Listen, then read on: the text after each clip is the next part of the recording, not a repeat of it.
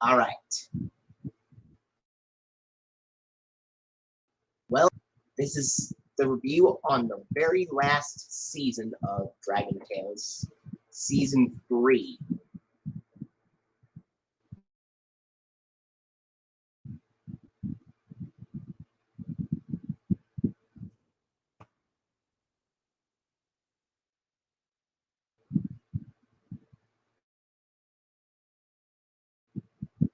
So,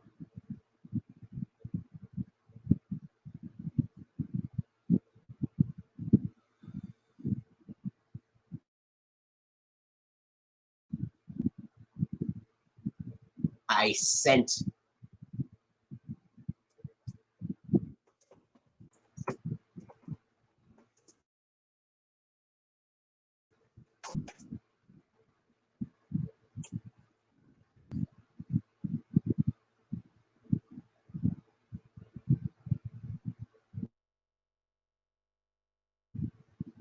Well, it's been a while since I talked to you. We're also having Movie and Game Lover 98 come to the stream as well.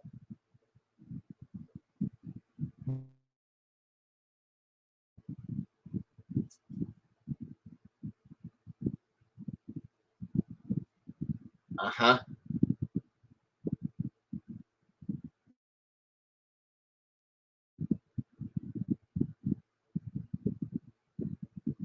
Good question, Lauren. I don't do meet and greets.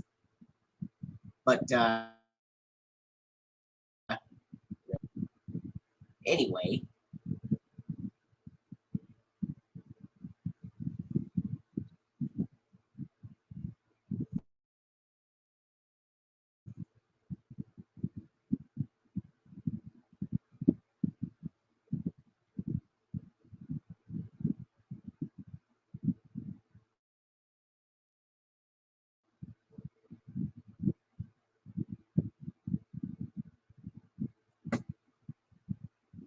Yes.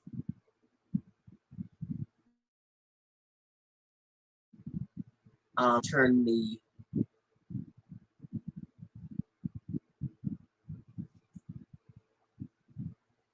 volume up a bit.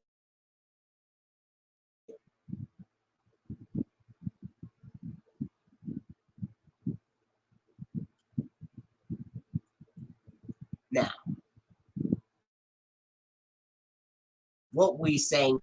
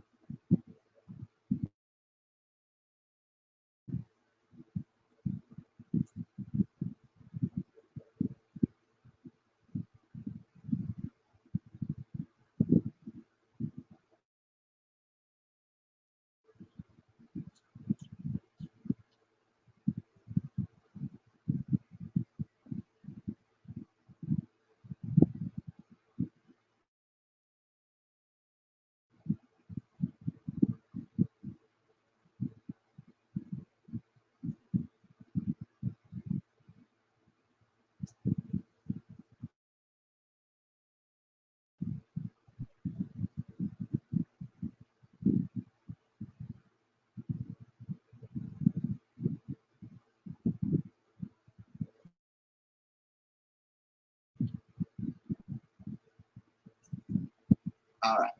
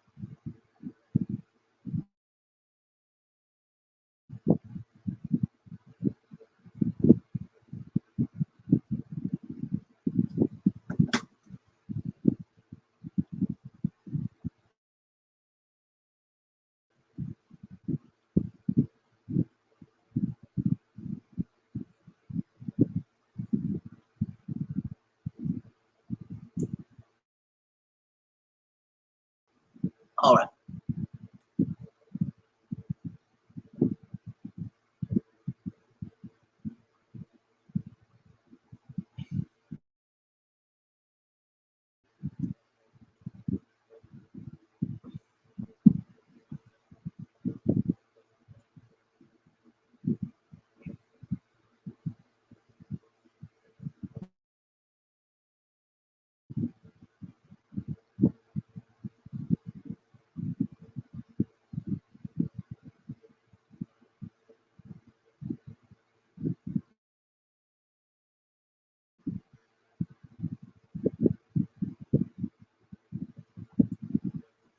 Uh,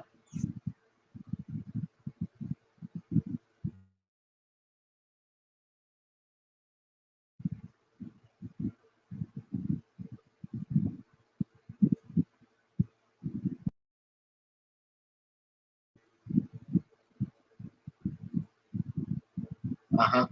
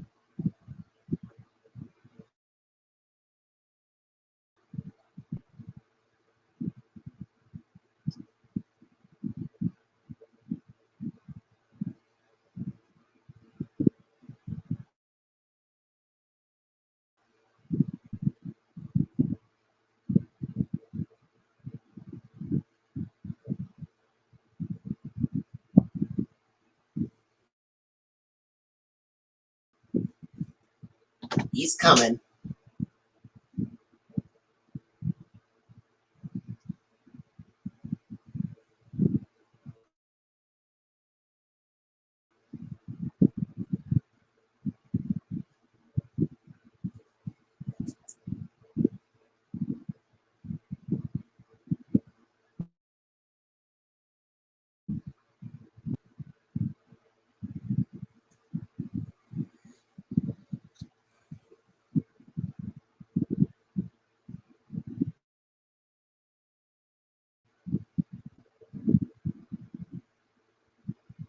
Um,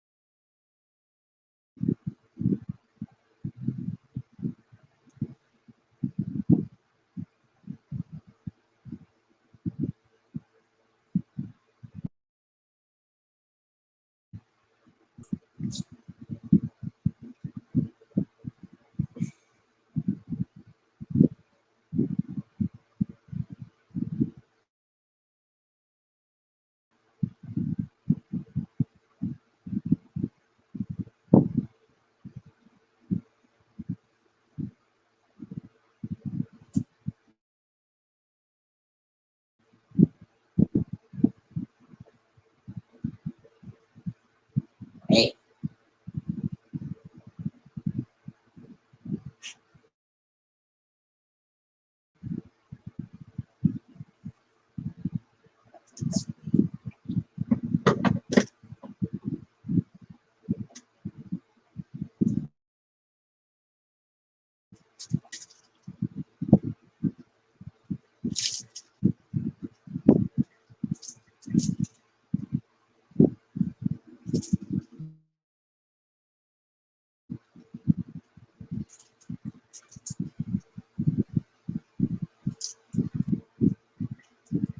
All right.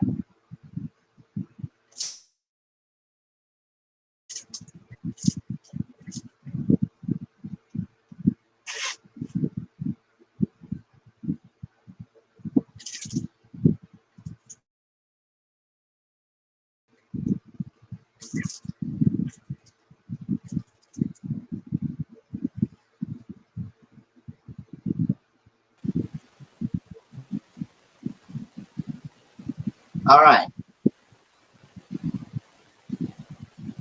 So we are just waiting on Movie and Game Lover 98 to come join us.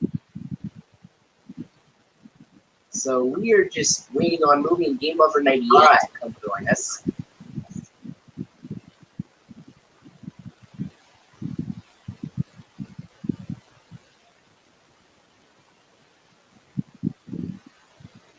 And, yeah. So, about the season 3, this is the fan Program Breaker 20KB05 grew up with.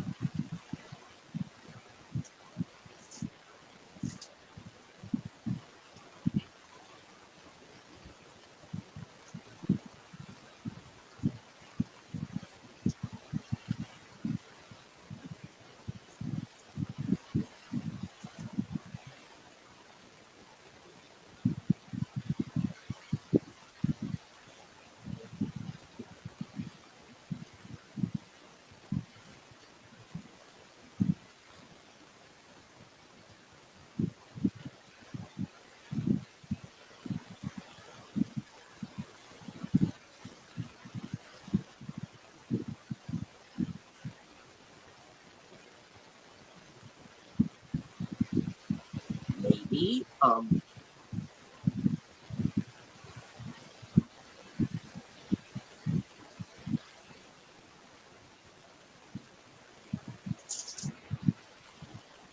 hi.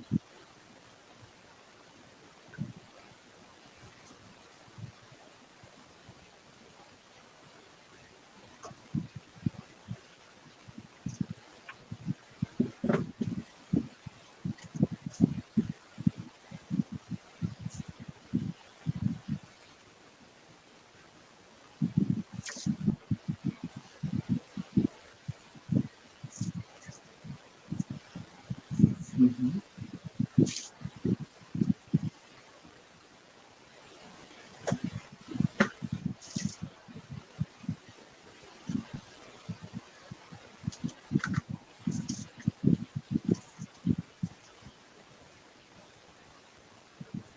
Um,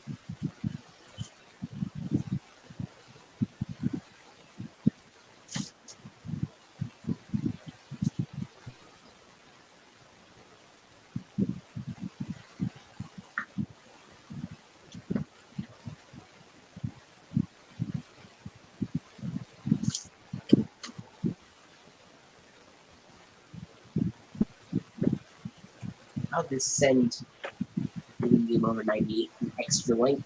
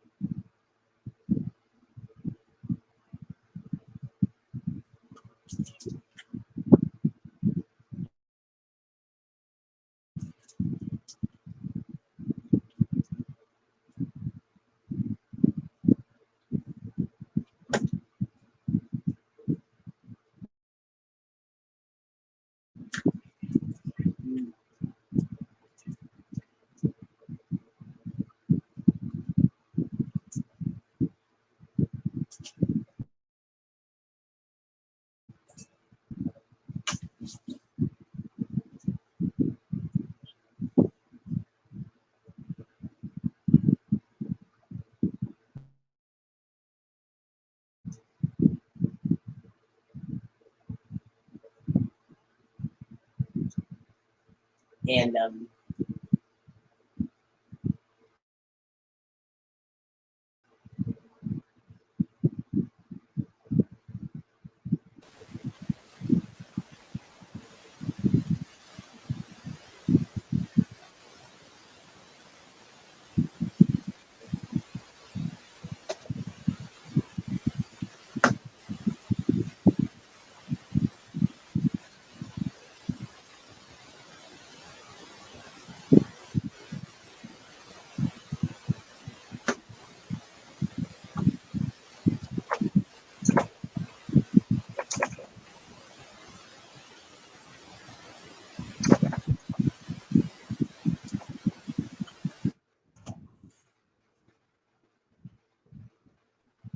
all right.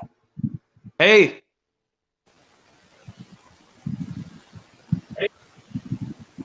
Hey, Moving Game Over 98, how are you doing? great, guys. SE's Now joining. we're going into the Thomas and PBS Sucker 20KB05. Unfortunately, we can't hear him very well because, Well, just for SE for short, right? yeah. He doesn't mind if we call him Anyway. just SE. Sure, SE is fine. Yeah, what have you guys been talking about while I was preparing to join? Anyway, as I was trying to say, Season 3 was the season that SE grew up with, because he was born in Yeah? 2005 in February 3rd. That was a while before Dragon Tale Season 3 first premiered.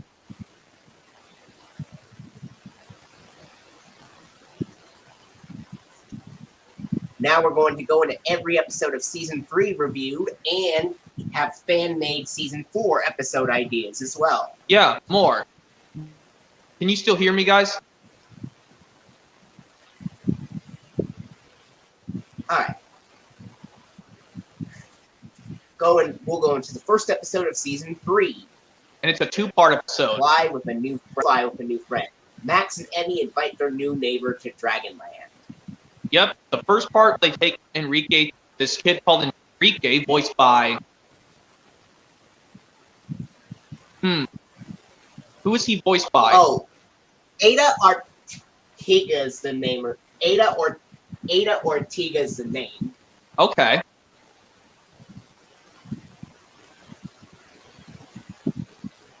Ada Ortega is the name of the actor who does the voice of Enrique. Okay. That's good. To make Enrique feel welcome in Dragonland. Yeah, this one, he was a little bit nervous about meeting the dragon for the first time, but then he started to like it. This is like a different version of To Fly with Dragons, in a way. Yep. Yeah. And you know what this Dragon Tales episode reminds me What? of? It reminds me of an episode of Sesame Street where Abby Cadabby moves to Sesame Street for the first time. But then they make her feel unwelcome. Well, it was Oscar the Grouch who first makes her feel unwelcome. Yeah, he's like, unwelcome to Sesame Street, but this is my kind of morning. There's no one around my trash Yeah. can. And then when she listen, you can't just appear like that by somebody's trash can there, fairy wings. Who do you think you are? And that hurts her feelings. Yes, To Fly with a New Friend Part 1 show the first portion of Dragonland to Enrique, and the second part is when they introduce Enrique more places around Dragonland. Mr. Marmaduke makes another surprising return. And this is also Mr. Mungus's first appearance in Season 3. He would appear again in the episode Itching for A Cure. which we will shorten. Yeah, and like this season, since this repeats Season 2 episodes, we're not going to explain them again. We're only going to explain the new season new 3 episodes. episode. So yes, we're on the first of that, To Fly with a New Friend Part 1 and Part 2. The double-length episode, which introduced Enrique to Dragonland. And I call it a very good, and of as course, this is a new introduction to a new character in Dragonland, in Dragon Tales that is never a new human in Dragon Tales that has never been seen. There's been new dragons and stuff, but this is the first time we see a new human in the show. yeah. Also, during the end credits of this episode, they do the same message in loving memory of Nina Elias Wamberger or Famberger. Yeah, I think maybe season 3 might have been produced in it was 2004 before it aired in 2005. Yeah. That's like I said, yes, they were promoting it in August 2004, but they didn't release it until February 2005. So yes, we're a good episode of season. Yeah, and August 2004 was also the same day The Street We Live On was released on VHS and DVD by Sony Wonder. Yeah. By the way, happy 18th anniversary to that Sesame Street Elmo's World release.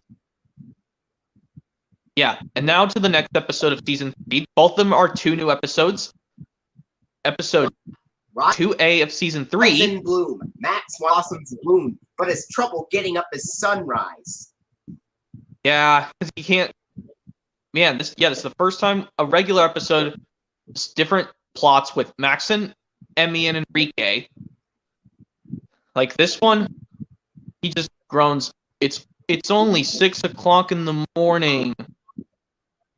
Bursting blossoms, Max. And of course, when they do the Dragonland rhyme, Max still joins in while he's still yawning tired.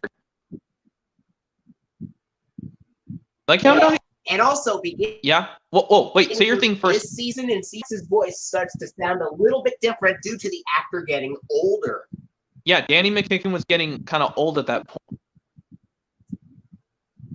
How old was Danny McKicken when he started to change Max's voice in season 3?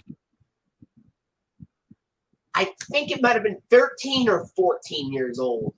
Okay. And this one, when Enrique tells Max, my papa, he jogs every mañana. What does that mean in Spanish?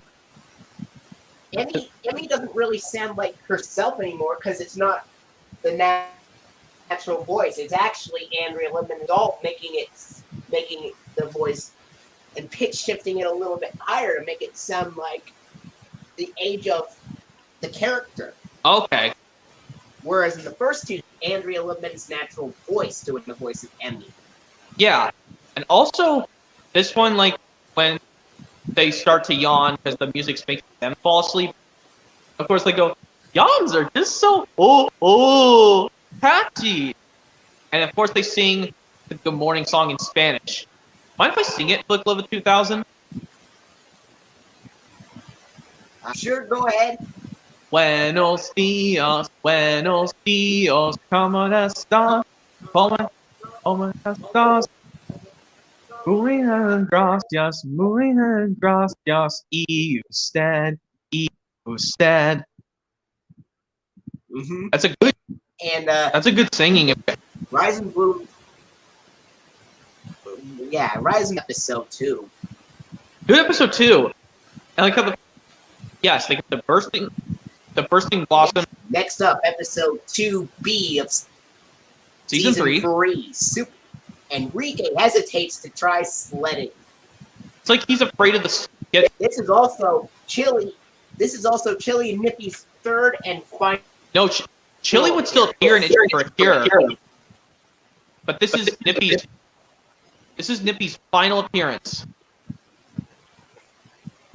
Chili would still appear in Itching for a Cure. So yes, and they want to try and show Enrique it doesn't hurt him when he falls in the snow.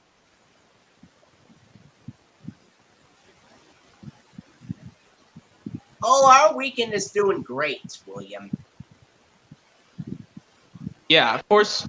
Yeah, we do know Super Snow Days on DVD.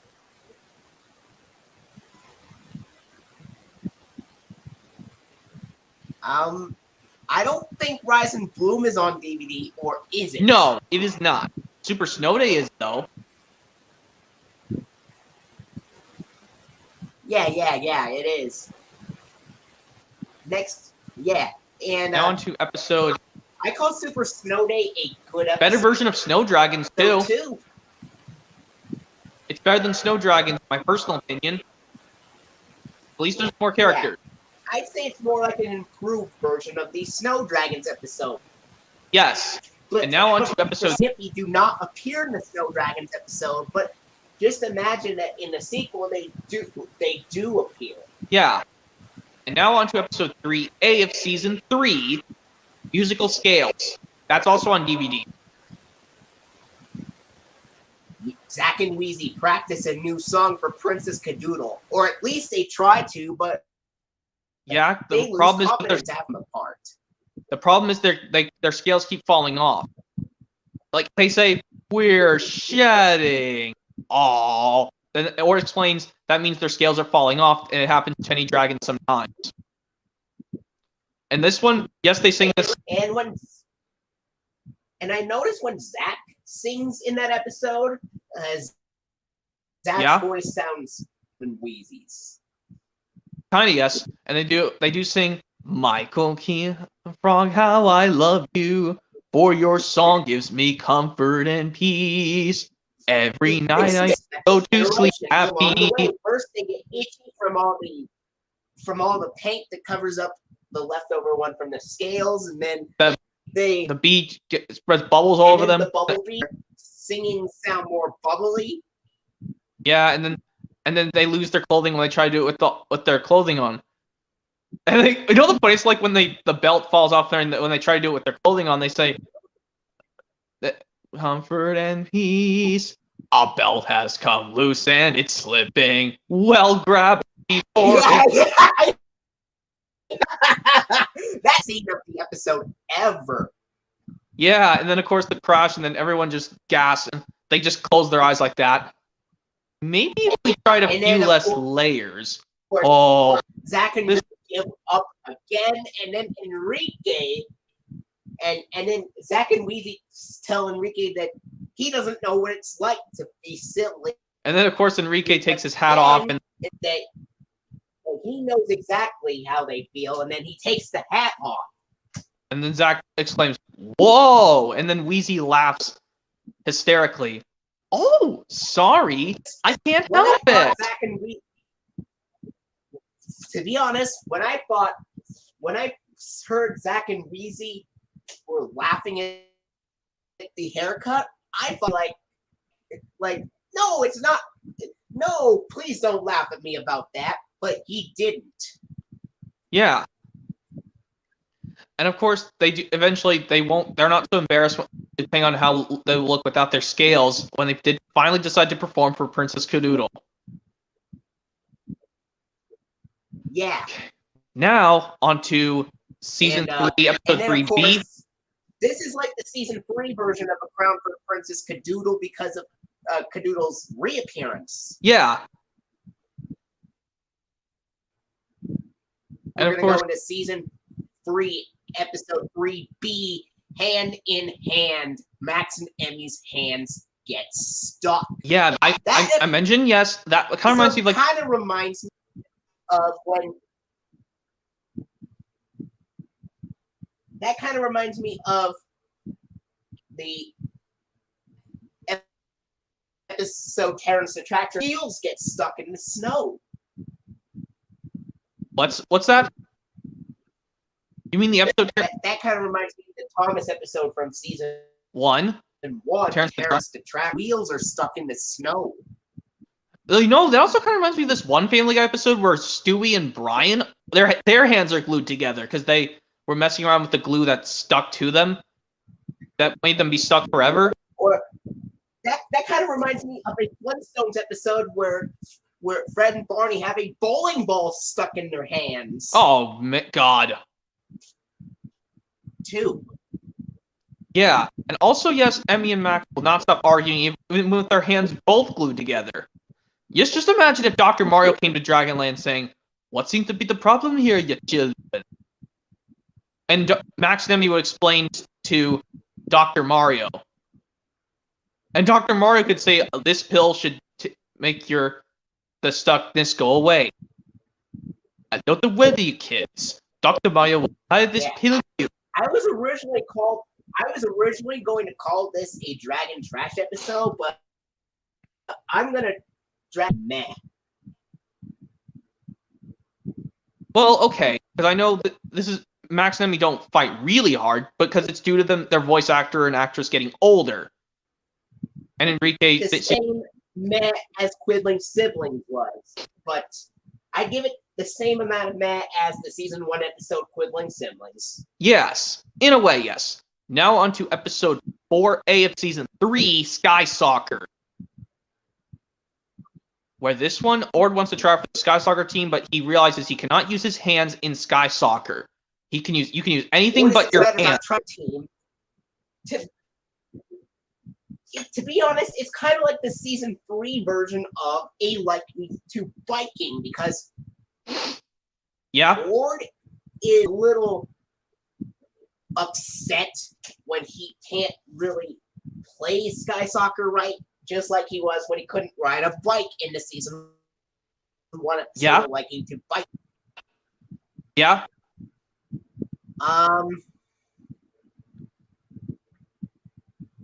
Yeah, it's also he growls.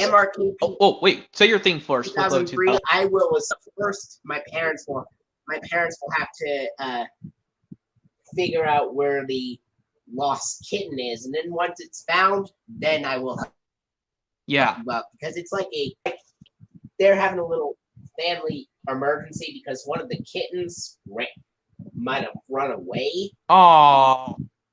Well, at least we're able to do this. So yes, we're on to Sky Soccer. This one, Ord does growl when he goes, "No!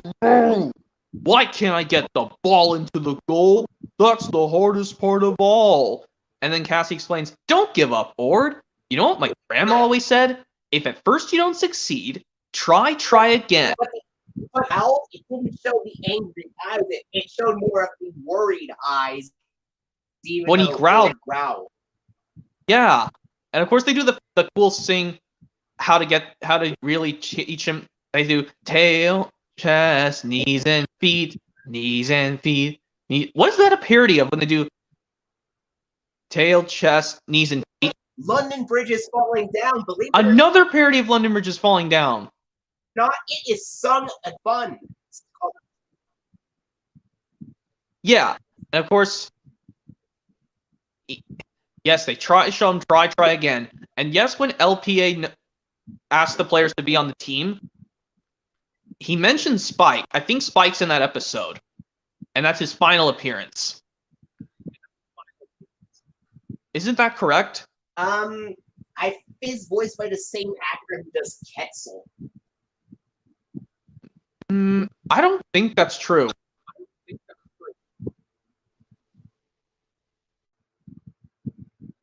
Well, I would be surprised if El Pierre was one of Quetzal's far off cousins. Oh.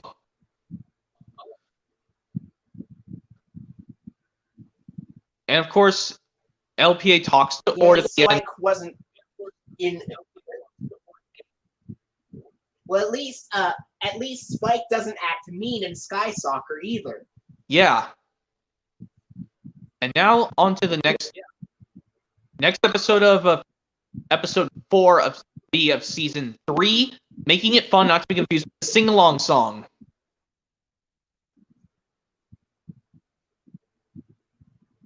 It says, it doesn't say what the plot says when I looked it up on Google, but what the I know how the plot is in making it fun. The episode. Una's second appearance after a tall tale. Yeah, of course. I don't know why she sounds high pitched, but in the episode of Tall Tales, she sounds normal. And of course, yes, they have to paint the path to get the marathon started for the little unicorns. Of course, like when Ord sings, "Singing makes the by go by, singing makes the work go by when you're singing." Singing makes the work go by. And Work then go by. Singing makes the work go Enrique by. sings it again in Spanish. But what does And of the course, parody of that one when Ord sings "Singing makes the work go by, work go by, work go by"? it's London Bridge is falling down. Another London Bridge is falling down.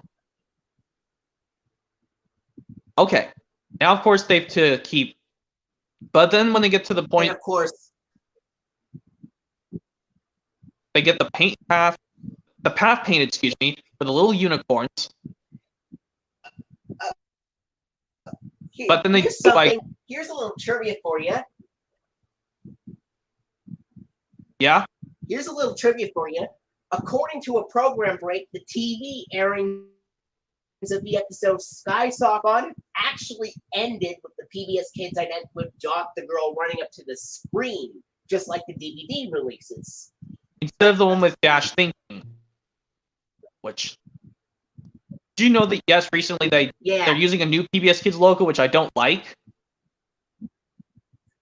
I don't like the new one either. Yeah, the one with the kids in the logo.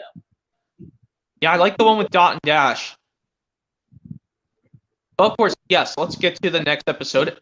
Episode 5A of Season 3, Itching for a Cure. And episode 5A, Itching for a Cure. Mungus the Giant can't stop rolling on the ground when he gets a terrible itch. And then they notice it's a little rash on his back, but they need a big batch of Itch Beyond Gone I think this marks Dr. Boo Boo Gon's very last appearance. But we're going to do fan-made Season 4 ideas once we finish all the episodes. So let's just get with this episode. Yeah. This is Chili's final appearance.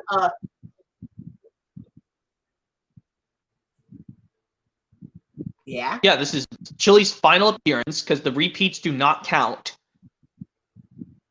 They reuse it again, but that does not count. So this is Chili's final appearance. So like this one, and also like when Cassie and Emmy are trying to get the slimes. No, the limes. They have to go through the slime to climb up the tree to get the limes. Basically, the rhyming bird goes says, slime, lime. And Emmy's duh thing is recycled in this episode. And Cassie's thing is recycled as well. Was it recycled from an episode of Season 1 or Season 2? For Emmy's, I think there's 2 episodes where they use her duh. First was a smashing success, then it was head over heels. And for Cassie's, it was from the Season 2 episode, Knock Knock Who's Where. Whoa, might have been recycled. No, literally when Cassie says, it's from the Knock Knock Who's Where.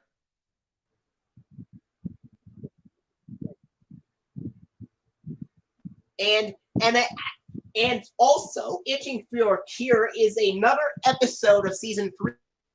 Yeah. That ends with music, many Season 1 episodes instead of new music.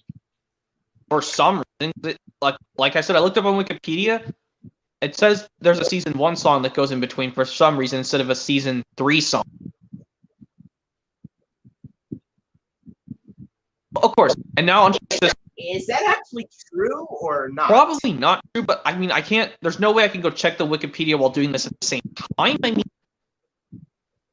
I don't have anything nearby, an extra device to help me look up on Wikipedia while talking at the same time.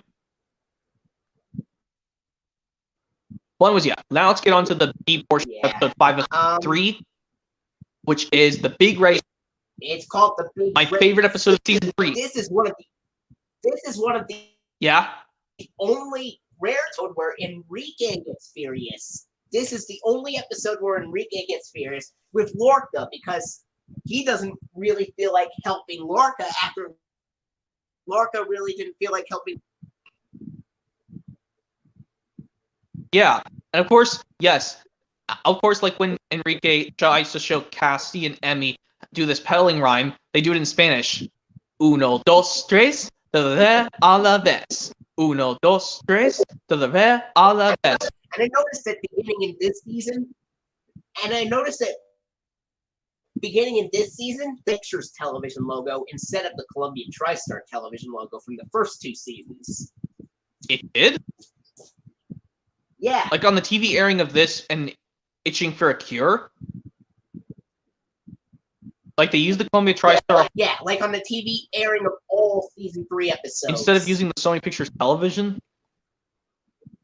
What a shame, because I thought they were supposed to use television logo, they used the Sony Pictures television logo in season 3, while reruns of seasons 1 and 2 still kept the Columbia TriStar television logo. Well, okay, that's good. And then, of course, they do... Oh, yes, another one, like when Enrique shows Cassie and Emmy the pedaling rhyme, when they sing it in Spanish, he tells them in English, it goes, 1, 2, 3, pedal at the same time. But I like their Spanish one a lot better. It gets me every time. I always get used to that a lot. And yes, of course, when everyone crashes into each other, first time is like also it goes 1, 2, 3, a la vez. Ah! And then they crash. And then Or tries to push them off.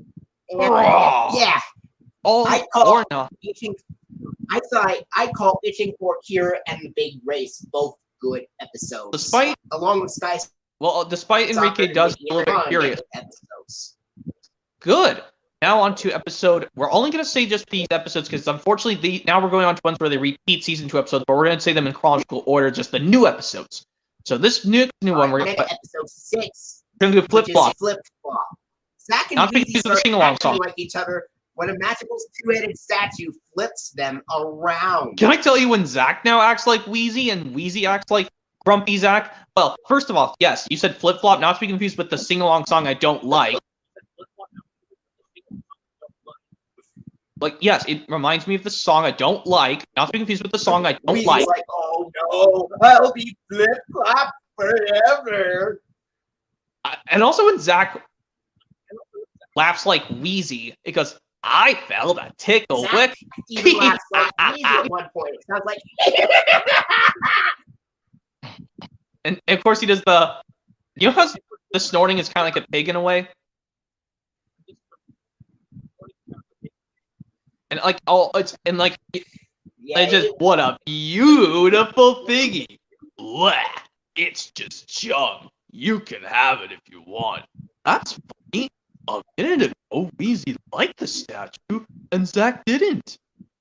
Love it. Oh. Better be careful. Oh, Essie left.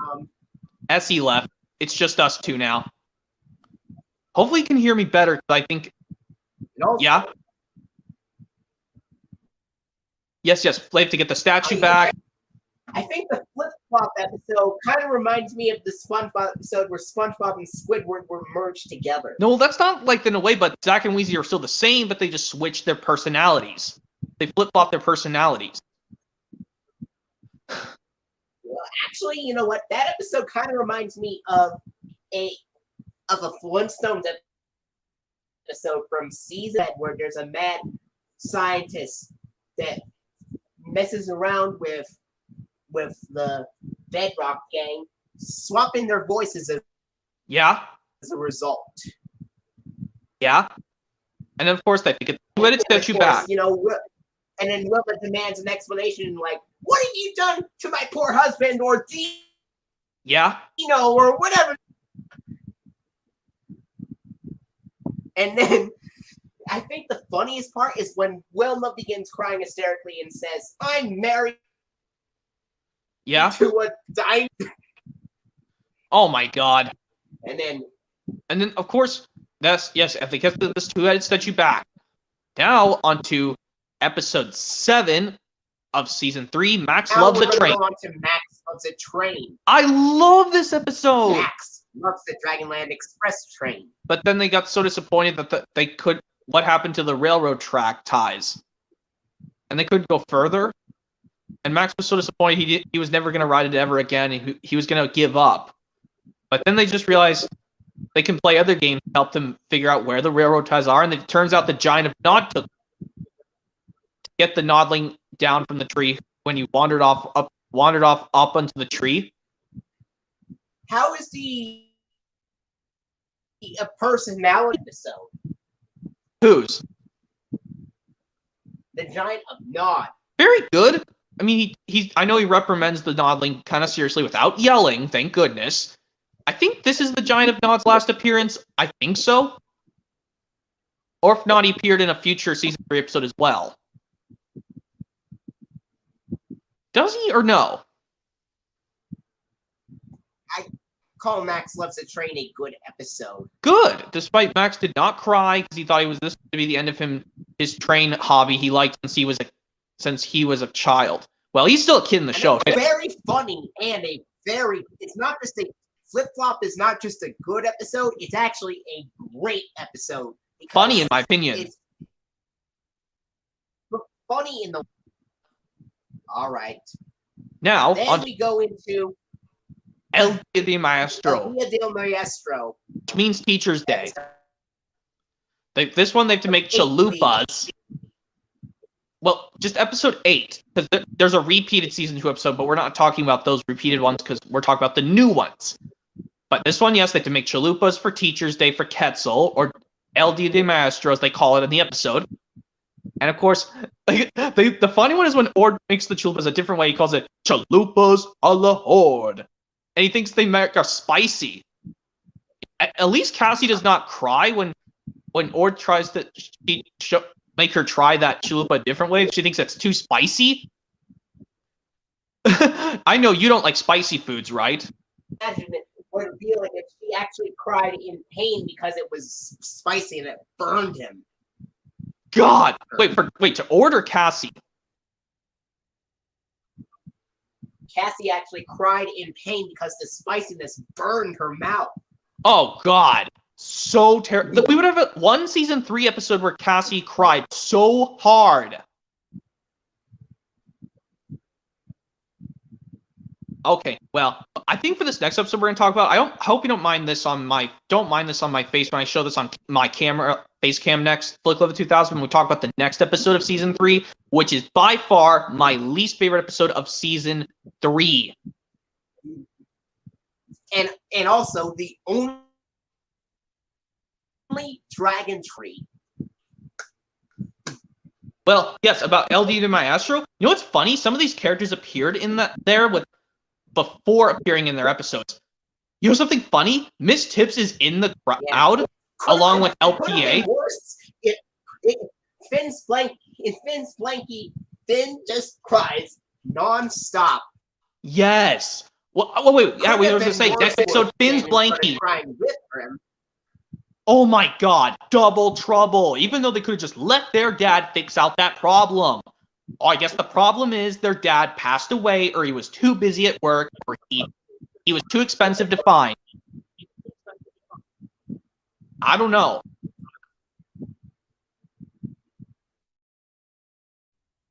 I don't know why couldn't they just let their dad fix out the problem. Or maybe they could have had Dr. Boo Boo Gone cheer Finn up about the blanket and maybe.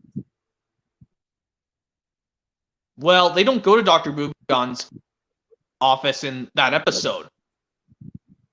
But yes, Finn cries every single time they go to these things, like after going off the lily pads and trying to go across the mud. He doesn't cry with Finn in that episode because that would be double trouble for sure. Yes, that's what I just said. But the only good things I found was that there's one clip I mentioned. I'll show you why. Like every time, the lily pads, they try to go across the mud, and then they go down the slide, and then they look through the laundry. Finn does it over and over and over again. That's like the 3 strikes you're out crap of Tom. What is it? I'd say Finn's blankie is big funky cloud. 2.0? Yeah, 2.0 funky cloud. But at least there's a funny clip Ryan Sweetsome uploaded saying making Finn laugh, and he tries to smile and not throw a ginormous tantrum. At least he felt happy and he got his blankie back, and everything's all's well that ends well. Yeah. This is by far the worst. Well, it's not a light dragon trash I episode. say That's bad. a big one, but there are a couple of funny parts to it. Well, yes, that is true. I mean, I have to play it with something else, with another show at the same time, because I don't want to listen to Finn's constant crying in the episode. But at least in Cassie the Green-Eyed Dragon, he only cried once.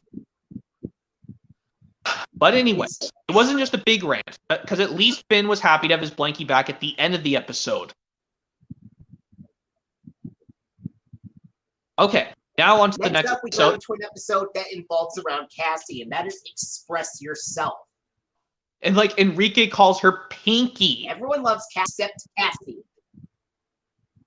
Well, of course they have to get ready. They have to get to the thing at the Doodle Fairies thing, and they have to watch Polynimbus's Cloud Factory. Angry in that episode, or is she sad or scared about something about her name? She's a little bit nervous, but she just tries her best. Well, the first time she tried to do it, well, I'll talk about that in a sec. Like, of course, like every time I hear them, Enrique say the word Pinky, and she gulps. Oh, yes, but I know. Oh, never mind. And of course, like, we have it. We have it. We don't have it. Whoa. That was earlier in the episode, the Jumping Bean Express from season 1. Yeah. And also, like you know how Cassie explains to Emmy why she doesn't want Enrique calling her Pinky, is because isn't that referencing to Bully for You? Kind of a reference to Bully for You, but not in a way. Because at least Cassie tries to prove she can try to do this without being scared to do it. When she first tried it, she got interrupted by Max and Ord. Of course, she goes, "Oh, yes, but I need to tell you that we made it." And then she worries again. And what happened, Cassie? Episodes of season 3 where Ord cries in or not? No. Not at all. Ord didn't cry in season 3. Neither did Cassie. Neither did Zach and Wheezy. And of course, now on to the next one episode, Prince for a Day. Characters Enrique. Well, it's just a short cry, but we'll get to that episode soon. Now on to the next episode is Prince for a Day. Isn't that correct? Yeah, Prince for a Day. Where Ord is... Prince for a Day. It's like... Prince for a Day, Ord gives his friends important positions. Yeah, like this one, he's watching over Princess Cadoodle's... Is that kind of a version of To Kingdom Come? Not in a way. That's a different thing. Because you know how, like, in the episode Thomas and Steamy Soda from the Sharon Miller era, Thomas tries to be in charge of the Steamworks while Victor's away and he messes up terribly? Like, he tries... Could you say it one more time? Yeah. Like, Thomas tries to be in charge of the Steamworks while Victor's at the transfer yards with the narrow gauge engines and he messes up terribly because he's not listening. But this one, Ord does it correctly. He has some people helping him out. And they try to figure out... I like, you know how they do the arguing, but very silent, because the Doodle Fairies do not talk. And like this guy... What's this character's name where they say, "Please, not in front of the prince"?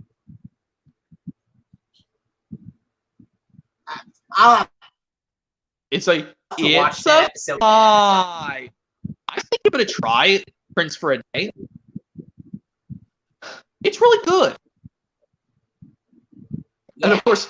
Okay, now on to the next episode. Yeah, Small Victory. Go into the episode A Small Victory. Oh, Max this and one are teamed together to add plants to a school in the Sky Garden. But this one, like, you know how when they say hi to the kids when they get to Dragonland, and they play monkey in the middle, and Max hates being the one in the middle. He can't catch the ball because he's not tall enough. And of course, like when he gets angry when Ord says, "Hey, little buddy, little." And Ord asks, "Something wrong, Max?" He doesn't like being little today. "Sorry, little. I mean, sorry, buddy." "That's okay, Ord." Come on, Max. School's about to start. There's always something fantastic to do. And of course, they do the parody of It's Then we Raining. go into the season 3 episode, Feliz Cumpleaños Enrique. Wait. Before we get to that, mind if I do the... You know how to do the parody of It's Raining, It's Pouring? It's raining, it's pouring. This word is getting boring. And they do the funny faces to scare away the Jack crew. Booga booga booga booga booga. That's funny. That funny face idea previously happened in the season 1 episode Baby Troubles, when Ord tried to make silly faces for Kiki, which didn't really work. Well, this one they make the Jack crew kind of laugh. Or Jokeru. I keep saying Jackaroo. It's Jokeru. Like the rabbit that wants to take their plants. But now on to Feliz Cumpleaños Enrique, which Feliz Cumpleaños does mean happy birthday. Enrique misses Colombian birthday traditions when the gang throws him a surprise birthday party. This one is a Berenstain Bears Too Much Birthday done right. Well, at least it's not like they have to plan out a surprise party for him, and he's feeling left out. Yeah, when I was talking about like how I hated Too Much Birthday, but this one is Too Much Birthday for Berenstain Bears done right. Where at least Enrique cries so hard like a crybaby. God. And of course, like this one, they do the Dragonland. He just sniffles a little bit. Yeah, and at least do the Dragonland conga. They sing Feliz Cumpleaños, and like Enrique explains, excuse me, I don't feel sad anymore, Quetzal. And then Quetzal's pleased with him. Yeah, okay. That's a good episode too. Like I said, Berenstain Bears Too Much Birth done right. And believe it or not, Quetzal is one of the only dragons in the series that never cried at all in the series. True, yes, but he explains when he understands Enrique's feelings. But when he explains out to Enrique when he's feeling extremely sad, he says he likes to cry because it lets his sadness out. But in the series, he never actually cried. He just mentioned it. Yes, that's true. But we made up a cool fan-made season 4 idea. But if we could see him cry, which we're gonna get to. So now we're on to the next episode, Down the Drain. But this is the first time Enrique gets to meet Captain Scalawag. Even though he did meet him in El Dia de Maestro, which is strange. It says, Captain Scalawag pulls the plug in the lagoon. Yeah. For some reason they say the D word, but it's just they're referencing something you make to stop water from overflowing. I'd rather not say that. I'll just say they make a way to connect a stream from the Dragoon Lagoon to from the stream to the Dragoon Lagoon to get the water get back in. They use the dragon beavers.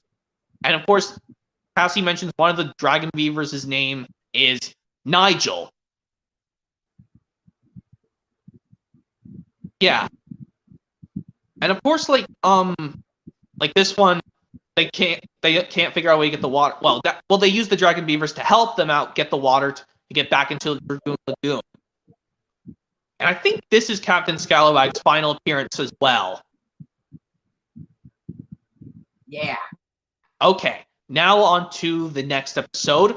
All That Glitters. Next up, we go into the season 3 episode, All That Glitters. Max loses Quetzal's special golden dragon scale. Not to be confused. Not to be confused with the... Wait, okay, before you say that, before you say that, yes, I have to say, not to be confused with the SpongeBob episode from season 4. But yeah, say it again. You know what that reminds me of? Yes. What? That episode kind of reminds me of Max's version of the episode A Smashing Success. But this one, he doesn't smash it. He accidentally loses it. Because the reason why is because there was a ripped hole in one of his pants, and one of the pockets of his pants. Well, both and then episodes honest and telling the truth, though. Well, yes, at least he told the truth, unlike when Emmy was too scared to do it. He at least told the truth. I think this one's a smashing success done right, maybe, or just a different version of a smashing success. Well, I mean, 2.0 means it's just a better version of that episode, or is it just being done right? Or we should call it a smashing success done right? What? I'd say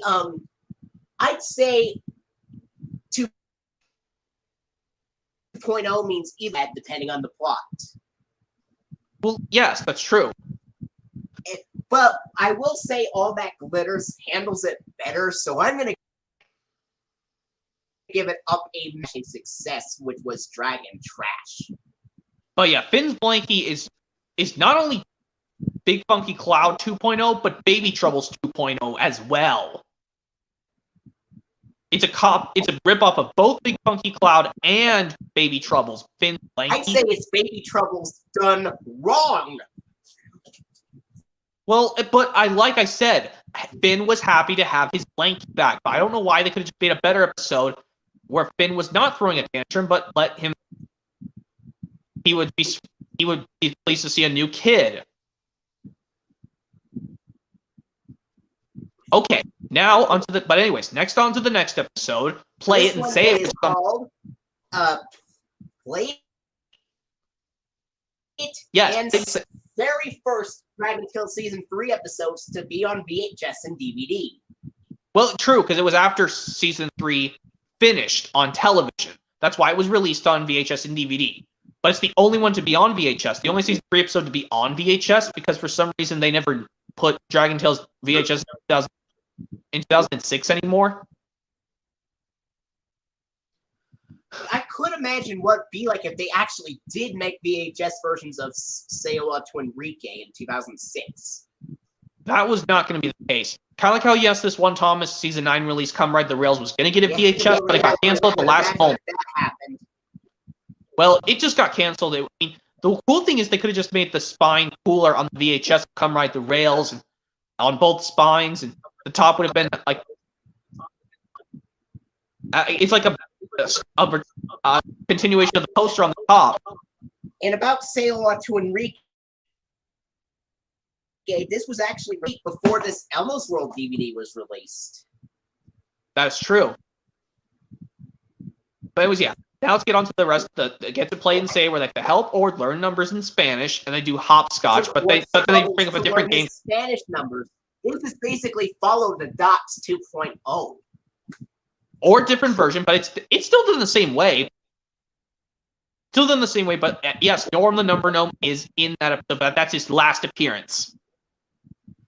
And of course, this is like when sometimes when I want to remember difficult things, I make a song.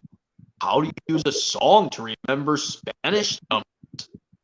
3 and 4 are tres y cuatro, tres y cuatro, tres y cuatro. This is also 3 and 4 are tres y cuatro, tres y cuatro.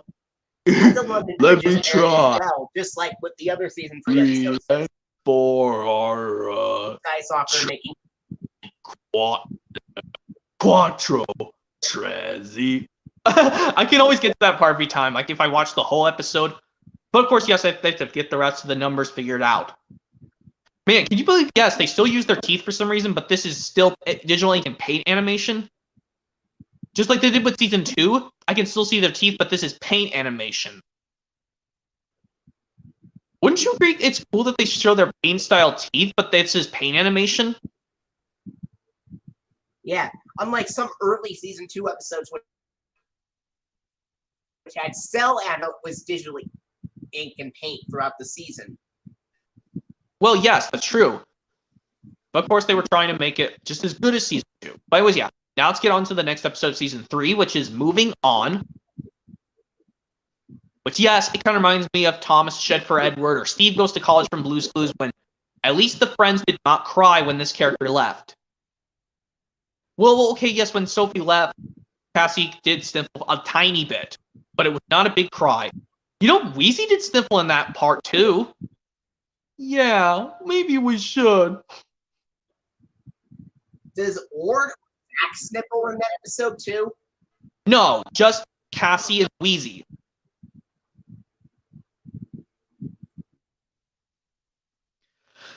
And of course, this is the only season 3 episode where they do just Cassie and Kiki with Enrique. The other one being, which was terrible, Finn's Blanky. This one is much better. At least Kiki doesn't cry in this episode. Thank goodness.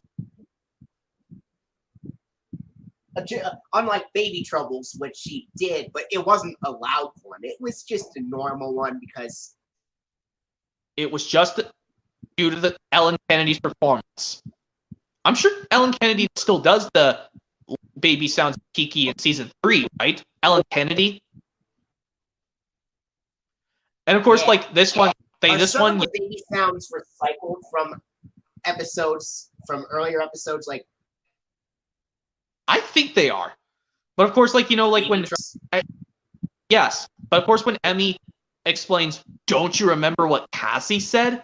We have to measure out the ingredients exactly. Or who knows what might happen. And of course,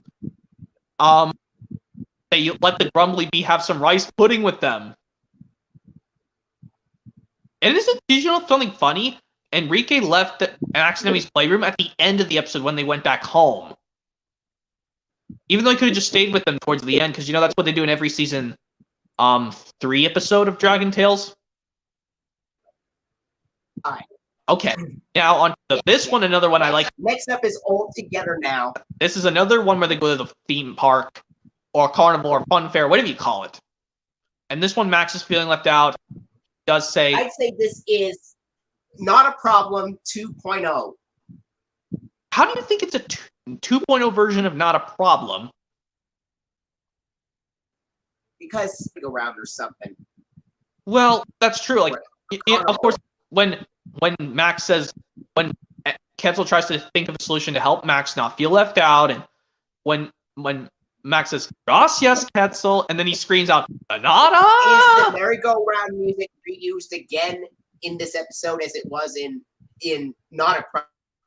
Or doesn't it go, and try it? Isn't that the music? This is the music I was,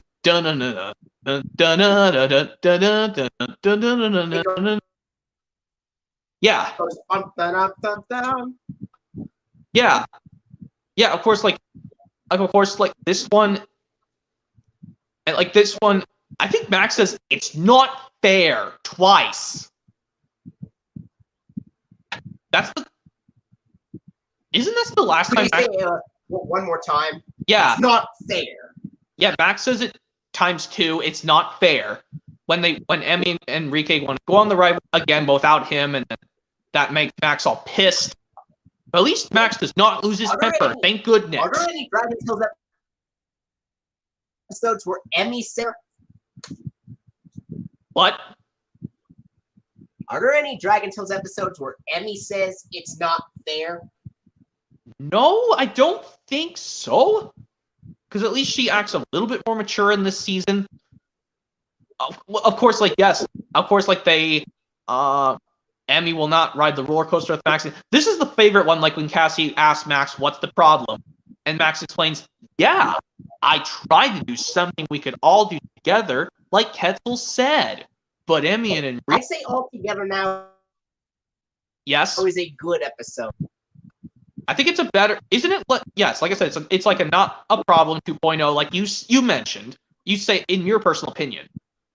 Now on to... Well, before I get to that, of course, like, how... Next up, we're going to go into Sad Little Star. Well, before we get to that, mind if I say, like, I can't believe I'm saying it, but no thanks. But why did you... Like, when you say, I can't believe I'm saying this, you said go play, but instead of saying no thanks, when Max tells Ord, you can have the rest of my Dragon Cord, he said no thanks. After he said, I can't believe I'm saying this. I'll say it again. I can't believe I'm saying this, but no thanks. Okay, now on to Sad Little Star.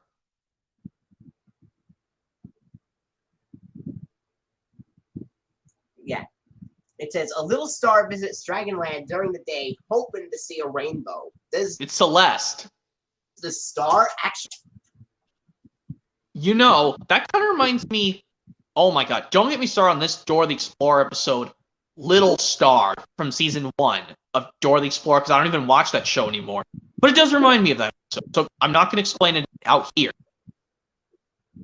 Where, yes, does Celestial Star cry in that episode?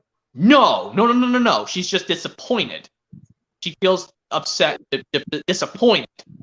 Like when there was no rainbow showing, they were so upset. But they try to think of another way. But of course, their idea worked when they tried to get a crystal from Crystal Caves to show a big rainbow in the sky. And everyone's dragon badge glue in that episode. They lit up. Mm-hmm. Everyone's. Ord's, Cassie's, and Zack and Wheezy's.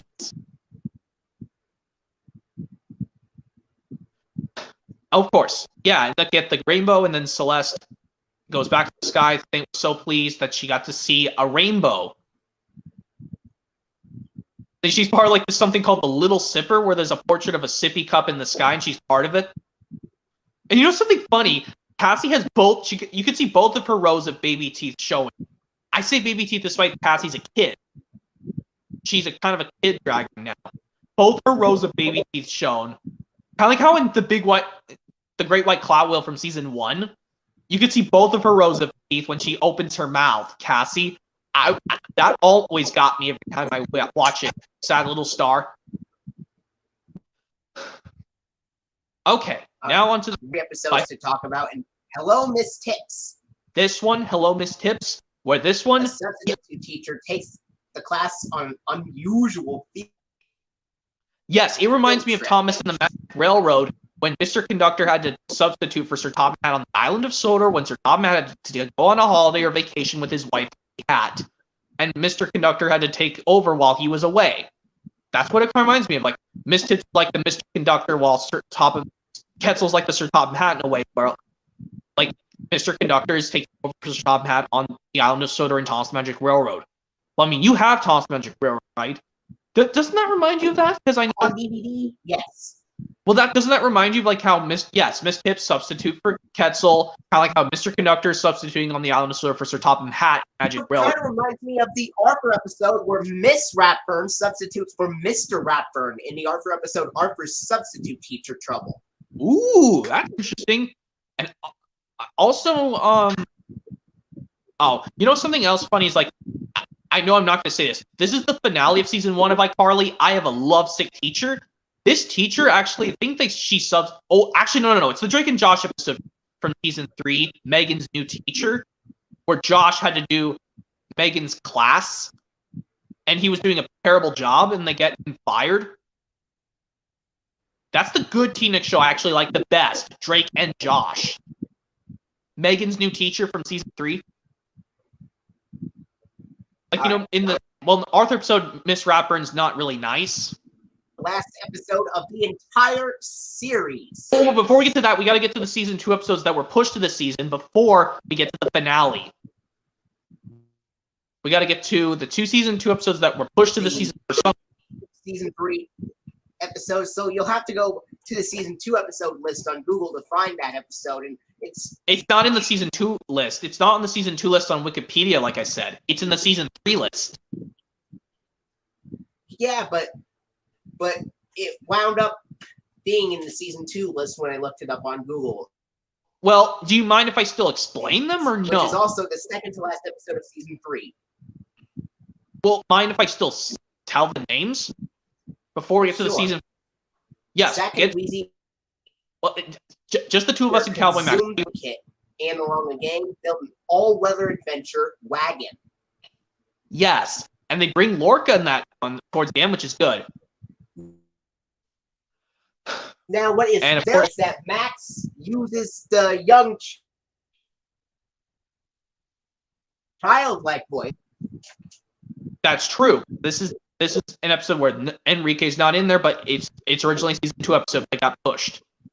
And the sister episode, Cowboy Max, not to be confused with the Max and Ruby version of Cowboy Max.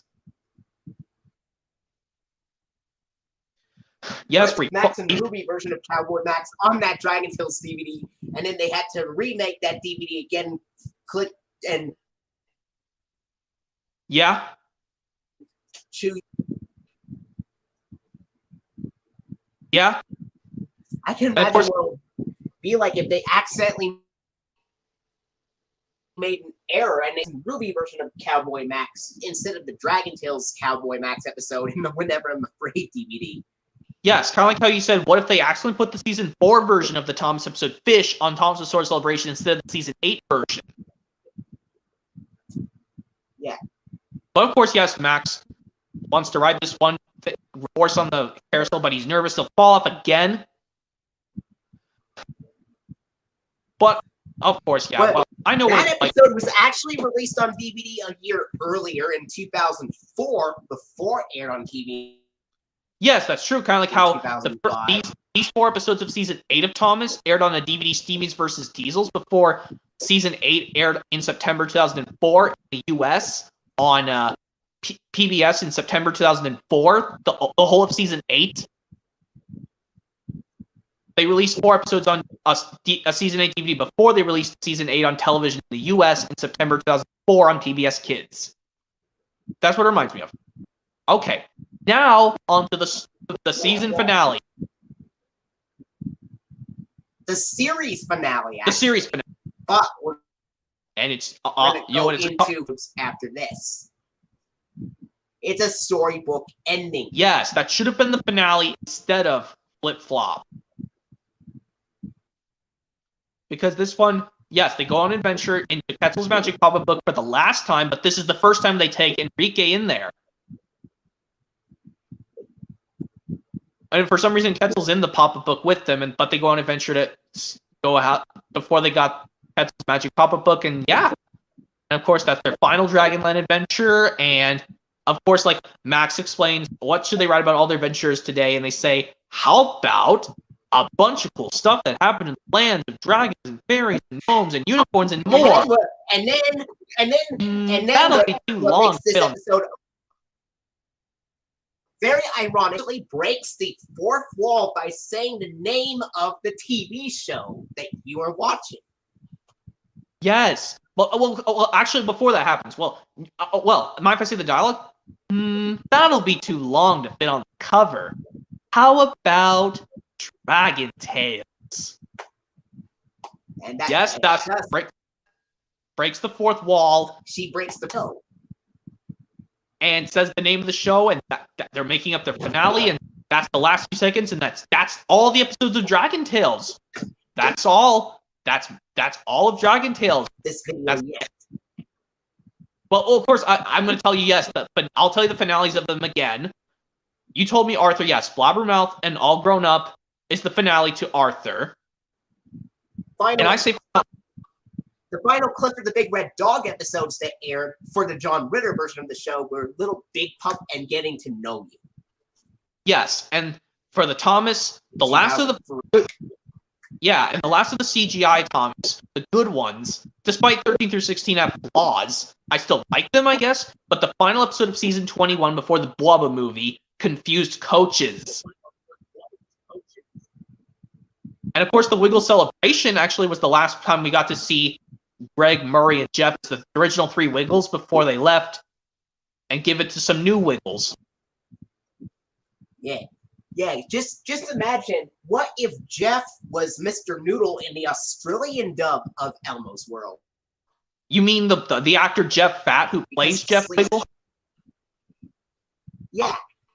You're talking about Jeff Fat, yes. The one who plays Jeff Wiggle. What if he played Mr. Noodle in the Australian version? That'd be kind of interesting, because we see they just use a different accent.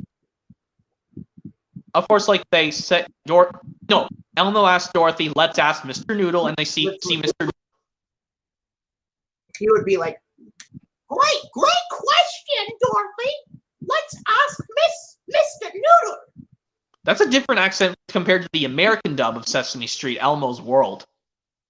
That would be like, question, Dorothy. Yeah. And, you know what? So what do you think of Jeff Fat being Noodle in the Australian version of Elmo's World, replacing Bill Irwin and Mike Jeter, respectively? Well, that'd be interesting, because they had to use different actors yet, because the Wiggles is basically from Australia, but they gave out DVDs to the American audience for American audiences to see too. And of course, Oh yeah. Mind if we do in between doing season 4 ideas of Dragon Tales while I'm talking about other stuff? And also, um, and also for season to be an additional sponsor for Dragon Tales beginning in season 4. Like, what if Chuck E. Cheese's sponsored Dragon Tales in season 4 in addition to Kellogg's? Well, I can do the impression of the announcement. Sponsored shows like Clifford the Big Red Dog and Arthur. What if season 4 was the first season where Chuck E. Cheese's sponsored Dragon Tales in addition to? Well, that'd be kind of cool. Because you know how like I know how the announcement voice goes for the Chuck E. Cheese's sponsor goes. Chuck E. Cheese's proud to support PBS Kids, and the rest goes like PBS Kids. It can be. What did you think of that idea of Chuck E. Cheese's sponsor? Well, that Dragon Tales to other shows like Arthur and Clifford. Yes, because you know how McDonald's sponsors Sesame Street. And what if Chuck E. Cheese's sponsored Sesame Street on occasion? That'd be kind of interesting. Like in summer reruns. That'd be kind of interesting. Yeah. And of course, do you know what will be the exact opposite of what the repeat would be repeated in season 4? Even though season 3 repeated from season 2 episodes, what do you think of the idea of season 4 repeating episodes from season 1? That'd be kind of cool. Actually, I think we might have to take the rest of this outside soon because it's reaching 9 o'clock soon. I mean, I can still take my thing outside, but you can still be filming. Yeah. Sure.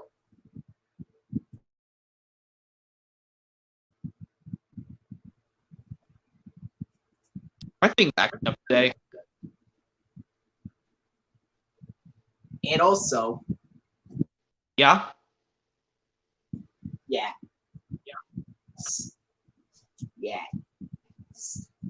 What did you like the idea of season 4 repeating episodes from season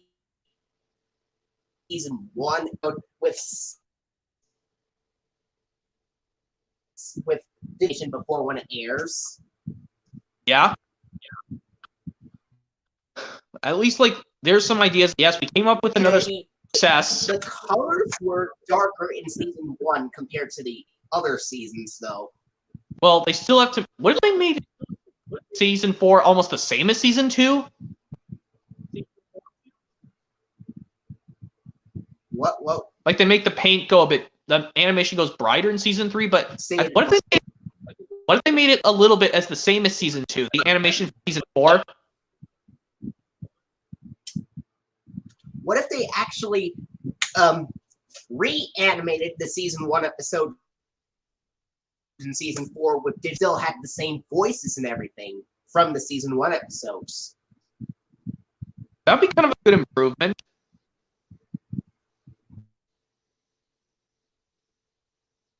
It would be like digital ink and paint, but it would still have the same voices being recycled from the season 1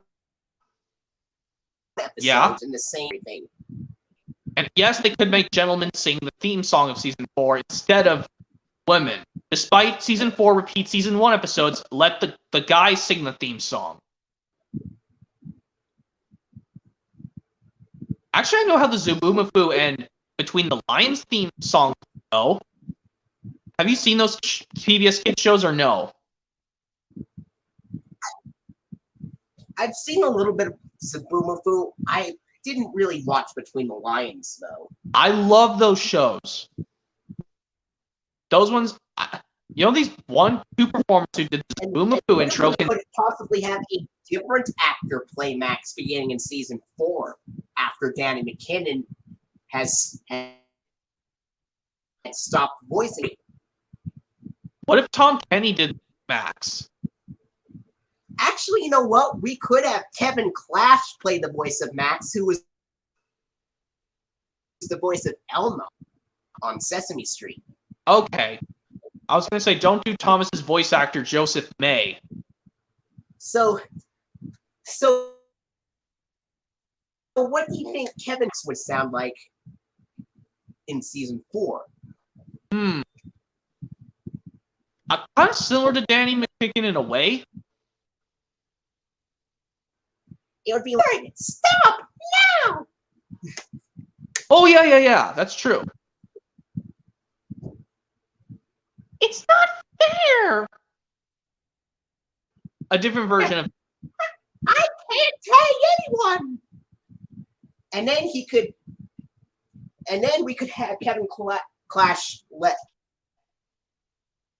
out Max having to read in season 4 episodes when Max gets mad. He would go, ah! It's not fair! Yeah. And also, yes, we made a different version of the episode No Hitter, but this time Emmy does say sorry, and when she kicked Cassie's tail on accident, like, basically how it goes, ow, my tail!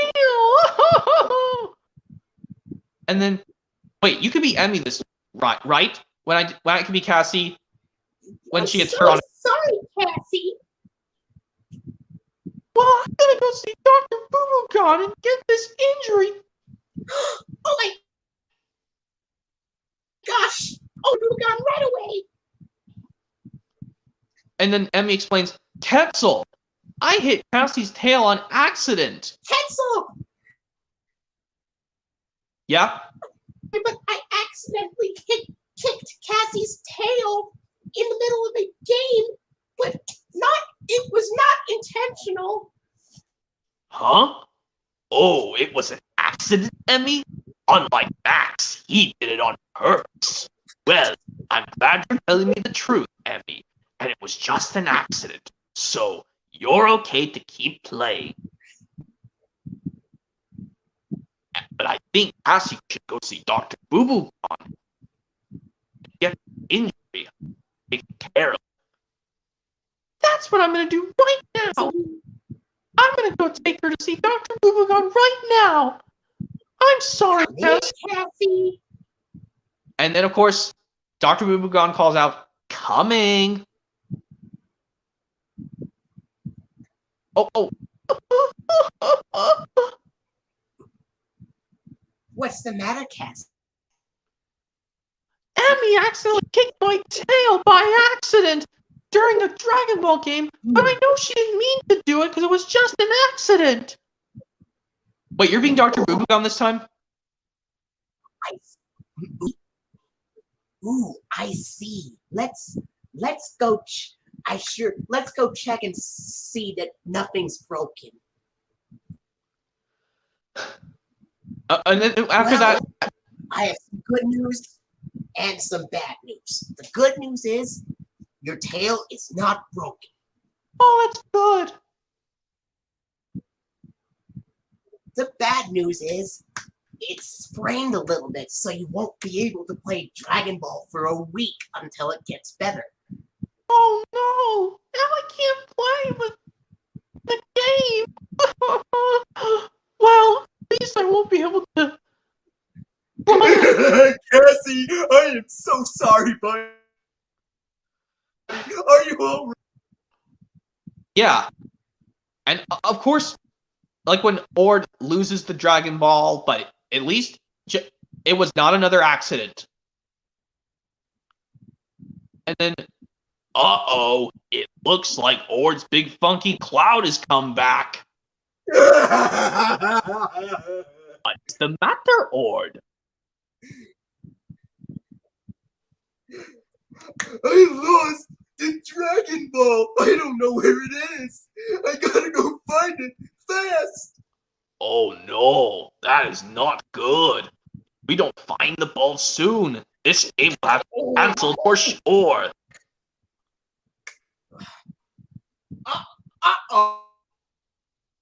Oh, we'll have to stop the game.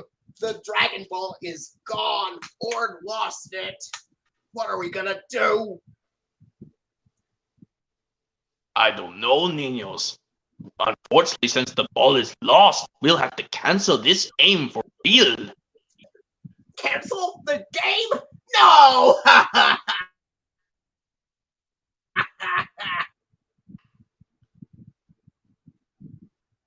Oh no. And of course, like, And it'd be like, yeah. oh no! Both have their big funky clouds on them.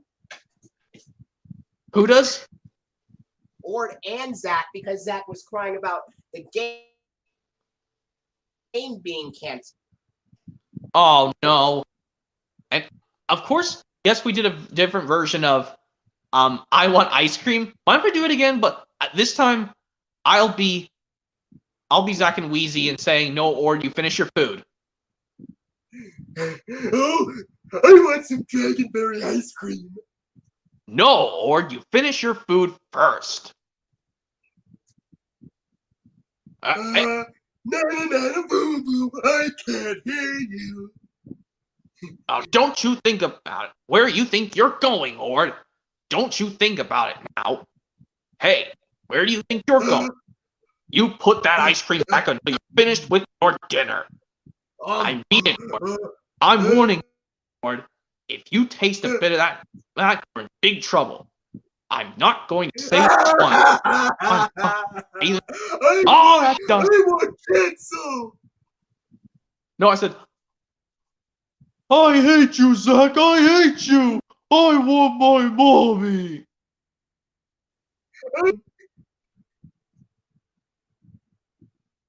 Well, he says, I hate you, Zach. I hate you, Zach. I want my parents. I hate you, Zach. I want my parents. Well, you're the best I've got. What is going on here, Ninos? It's actually, well, I'm the best you've got. Yes, just like in the Family Guy version of I Want Ice Cream, after Tom Tucker says to Peter, well, I'm the best you've got. But in the Kramer versus Kramer version, he's after the kid cries out, I want my mom, he says, well, I'm all you've got. And, oh! And also, yes, like I said, like a different version of Sailor Mouth where Max says, my meow. And then Ketzel says, what did you say, Max? Where did you find that word out? My meow, meow, meow. Wait, you're being Ketzel this time, right? Kids, well, Max, you should never, ever say that word in Dragonland. It is against the school rules. It can hurt someone's feelings. You're all in trouble. And then we could have Emmy and Max play a game of Yes, eels and escalators. Called Eels and Dragons. Well, yes, because in the SpongeBob version, it's eels and escalators. Okay, Max. You said that bad word, Max. We're gonna dragons. I'm telling Ketzel on you. Oh, well, this is your last chance, Max. If you do not get dragons, you... Oh yeah, I'll show it. Oh, shoot. Sorry, my apologies. I think when... Get dragons! Ha! Dragons! Max. Uh-oh, Max. You looks like you got the eels. Ah! Meow! Said number 11, Max. No, Emmy, please! I don't know what to say! You said meow. No, actually, before that... Ketzel! No, Emmy, please don't tell! But you said meow! Max, you said meow. Aha! Now I'm telling Ketzel on you first, Emmy! I can run faster than you, Emmy!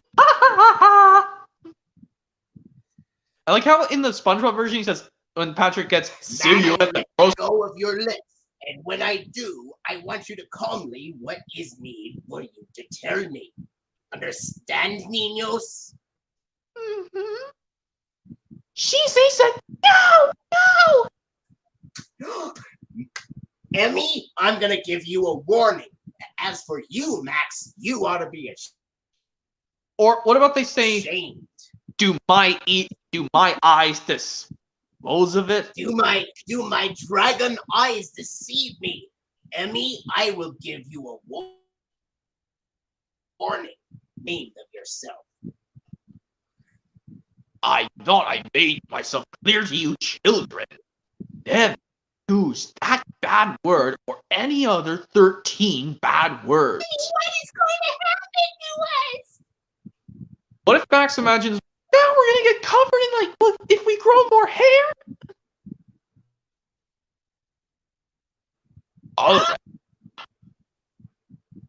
All right, Ninos. Since you have learned not say severe language, you're going to have to. Well, only Max does it because Ketzel told Max he should be ashamed of himself. Yeah, but Emmy gets a warning from Ketzel though. Well, yes, because Max It was bad, but Max knew but disobeyed anyway. Yes, and Max would say, All right, Max. Since you have said that bad word, you're going to have to paint Zack and Woody's knuckles up to bottom. No! Ow! Ow! Ow! Ow!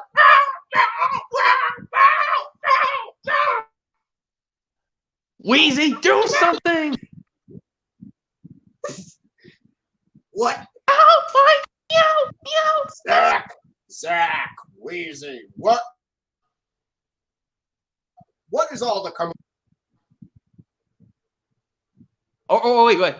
Oh, Zack and Wheezy, I caught you two saying that. I'm going to tell your parents on you. Zack and Wheezy's parents? Zack and Wheezy. I caught you saying that. I'm gonna tell your mother and your mommy and daddy about this. No, or please don't! You'll get us grounded and we won't be able to fly for a long time!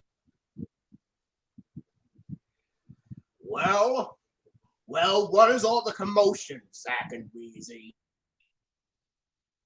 Both of us said no! How many times do I have to tell you this? Swearing like that is unacceptable. The consequences for using these words. Well, whose impression was that? Were you doing Zack and Wheezy's dad or? Yes, it was. You know the consequences for swearing. As for you, Zack, you are going to have to be all day without peace and quiet. And you will lose Dragon TV privileges for a week. I hope you learned your lesson. If it happens again, I'm gonna tell Ketzel on you. Why would his dad go to Ketzel? They're not even in school right now. Well, okay. Well, Now, mind if I actually, what is this? You know how in the UK version of the Thomas episode from season 5, Lady Hat's birthday party, where Michael Angelus's narration goes, I have to attend my wife's birthday party and I can't be late. Please give me a lift. I'll try, sir. But Caroline, Going fast. I'm hot. My engine will overheat. And it did. I thought of something too. Oh. What if there was a sequel to the episode? What if there was a sequel to the episode Wheezy's Last Laugh, where Mr. Pop comes back, but Zack? Yeah, well, I was saying, like, about the Michael Angelos version of Lady Hat's birthday party from season 5, the music is missing, but in the Alec Baldwin US narration, it plays the music and instruments. Okay, well, yes, it would be Zack's last anger. Episode where Mr. Marmaduke returned, but played instead of Wheezy this time. Yeah. It's And like, no, I'll never be angry again. How can anger has been stolen? And now if Wheezy makes racket, I can't do anything angry. Ah! But yes, Cassie would be added in that, right? Cassie would appear in that episode. Okay. And then Ord would actually stand up. Mr. Marmaduke, what you did was unacceptable. Steal anything from Dragonland, the police.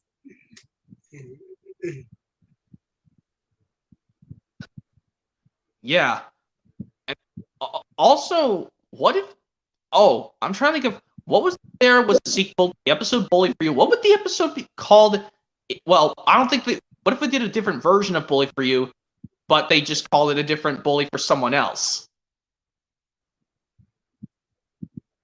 This Well, one's even though... called, this one's called... Even though you don't want to repeat Bully for You and No Hitter. This one's called Bully. It's called Bully for a Strong Dragon. That's a long title. Or just say Bully for Ord, I should say. This time it's Spike picking on Ord instead of Cassie. God. Even though, yes, we do not want to repeat Bully for You. And then Spike makes fun of Ord, saying, "You think you're a strong dragon, Ord?" Like I said, I'm not good at Spike's impressions. I'm terrible at them. But that's just due to Danny McKicken. Like, so on the inside, you may be strong on the outside, Ord, but on the inside, you're nothing but weak and pathetic. But that's not nice, Spike. I don't care. And as for you, Zach and Wheezy, I wish you two have been separated, because you're a weirdo, Zach and Wheezy. What? That is not nice, Spike. And Max, me and Wheezy were born this way many years ago. When will you learn to grow up and act your age and stop playing with baby toys? That is so unfair. I've been Spike. Yeah. Max, are you all right? Spike, no, I am not. Cass, no, I am ashamed of you to my little brother Max. All right, Ninos. What is all the commotion? Well, actually, mind if you have to probably say it again, but I've said, all right, that is enough, Ninos. You should have just said, what's the commotion? And I'll just say, all right, that's enough, Ninos. What is the commotion? Well, first, Spike made fun of me and thought that I'm weak and pathetic, and then I had to lose weight. And then he made fun of me and Wheezy for saying we were acting like we were like weirdos, but we're not. And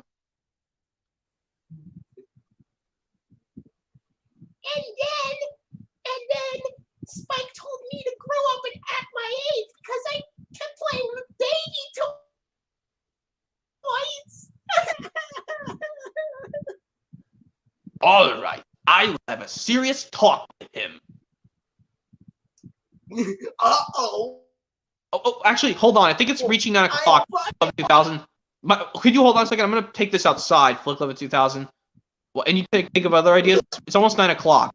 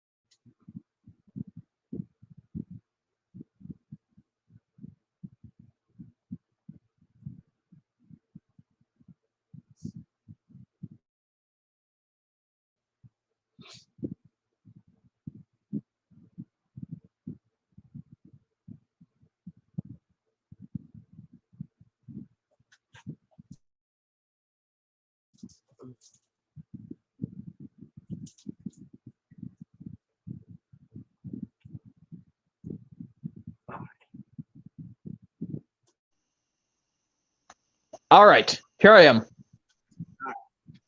So, anyway, let's continue with Spike's lines like, "Uh-oh, busted."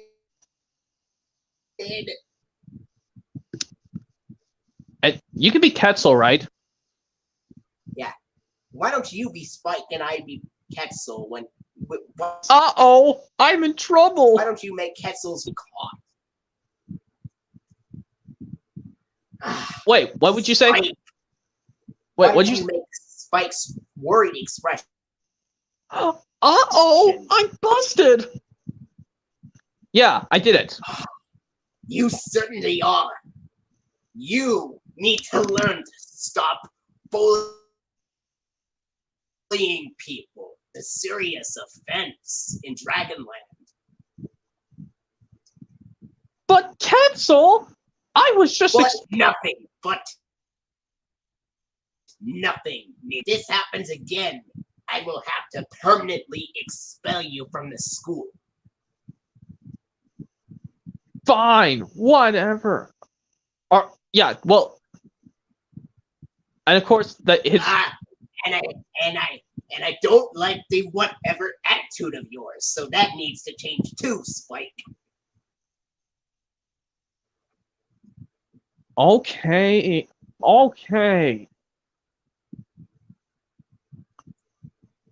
And I'm sorry.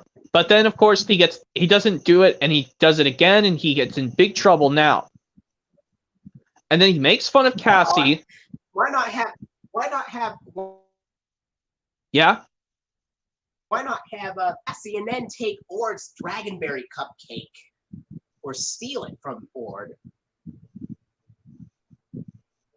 But Ord does act stern to Spike.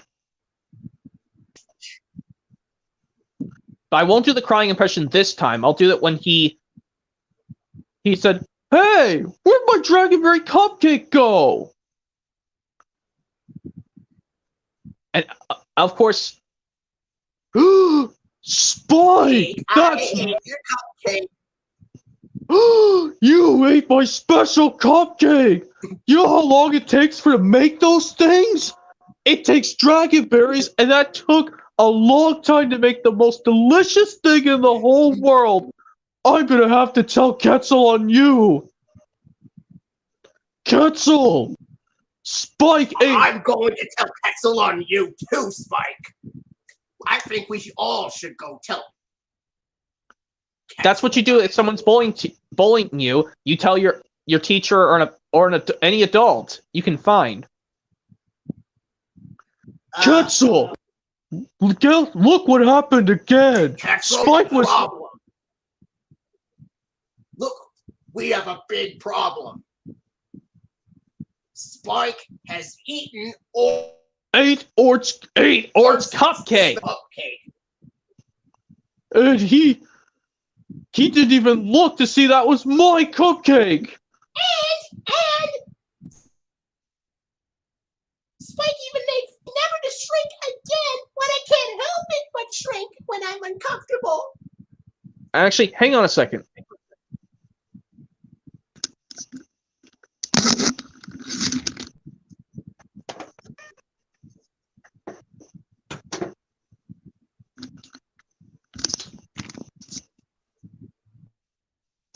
Okay, here I am. What were you saying? Yeah. And as for you, Cassie, you need to quit shrinking. What do you think you are? That's not nice, Spike! Well, yeah, we forgot to include that. First, Spike ate my drink. And then he made fun of me and told me not to shrink. All right.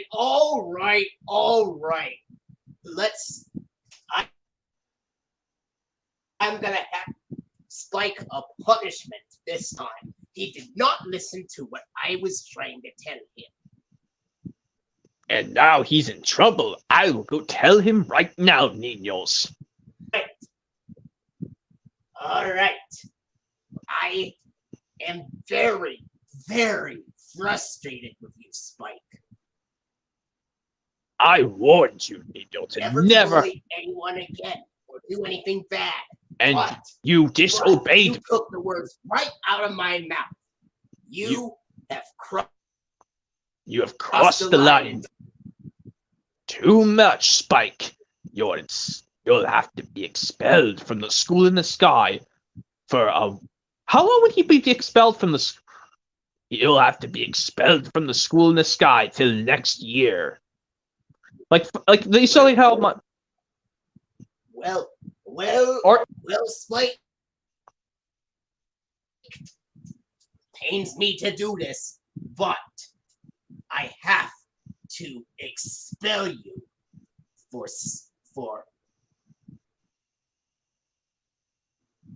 out in the school in the sky. And don't come back until you learn to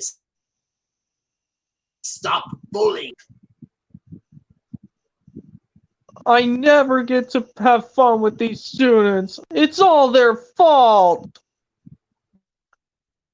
And I won't come back ever again. It's not their fault. It's your fault. You were the one that constantly bullied them. Thank you, Ninos, for telling me what was going on. Hopefully he'll never return again. And we have our happy ending. Oh, thank goodness. Yeah. Come on, everyone. Come on, everybody. Cupcakes. Let's go fight. Wait, what would be a different picking for the one where instead of sugar plums, would it be apples?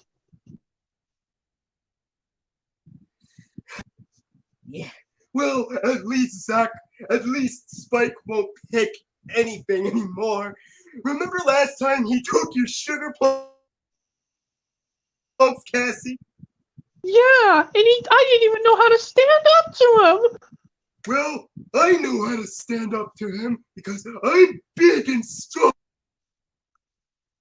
And it serves him right for calling me weak when I'm very strong. I can lift anything heavy. I don't think I can even lift you, Cassie. Spike, I'd like to have a word with you. Well, that's after Spike is currently kicked out of the school and everyone dances in celebration. They don't have to deal with him bullying someone ever again. Spike, I'd like to have a word with you since you're out of the school. What, Ord? I can't even go near the school anymore since I got kicked out thanks to you guys and you told on Ketzel on me. Well, you handled you, and well, Ketzel had the right to scold you for bullying, and I have the right to scold you too. You do not make one and call them weak. That hurts my feelings a lot. If you kept doing this, I would have cried. Well, of course, yes. Yeah. And also, mind if I tell you this? It's from any show, it doesn't matter. Did you know that in the... So, do me a favor. Do me a favor, Spike. We are not going to be your friend anymore. Afterwards, So that be the end of it. And we are never going to speak to you again. You are for concerts. Even though you're a big fan of concerts just like us, you are banned from ever going to any concert with us. You have changed, Spike. I've had enough of this. You might be even worse than Wheezy is. And what would Cassie say to serve him right? And you will never learn to take any of my stuff without asking me. That is not right to take my stuff without my permission. And Spike, you did to make fun of my little brother Max. After what you did, he's sad throughout the rest of the day thanks to you. Okay, well that's enough of that. Mind if I tell you this? Did you know that in this yeah, I know you say you like the UK version of season 6 of Thomas just a little bit better than the US version?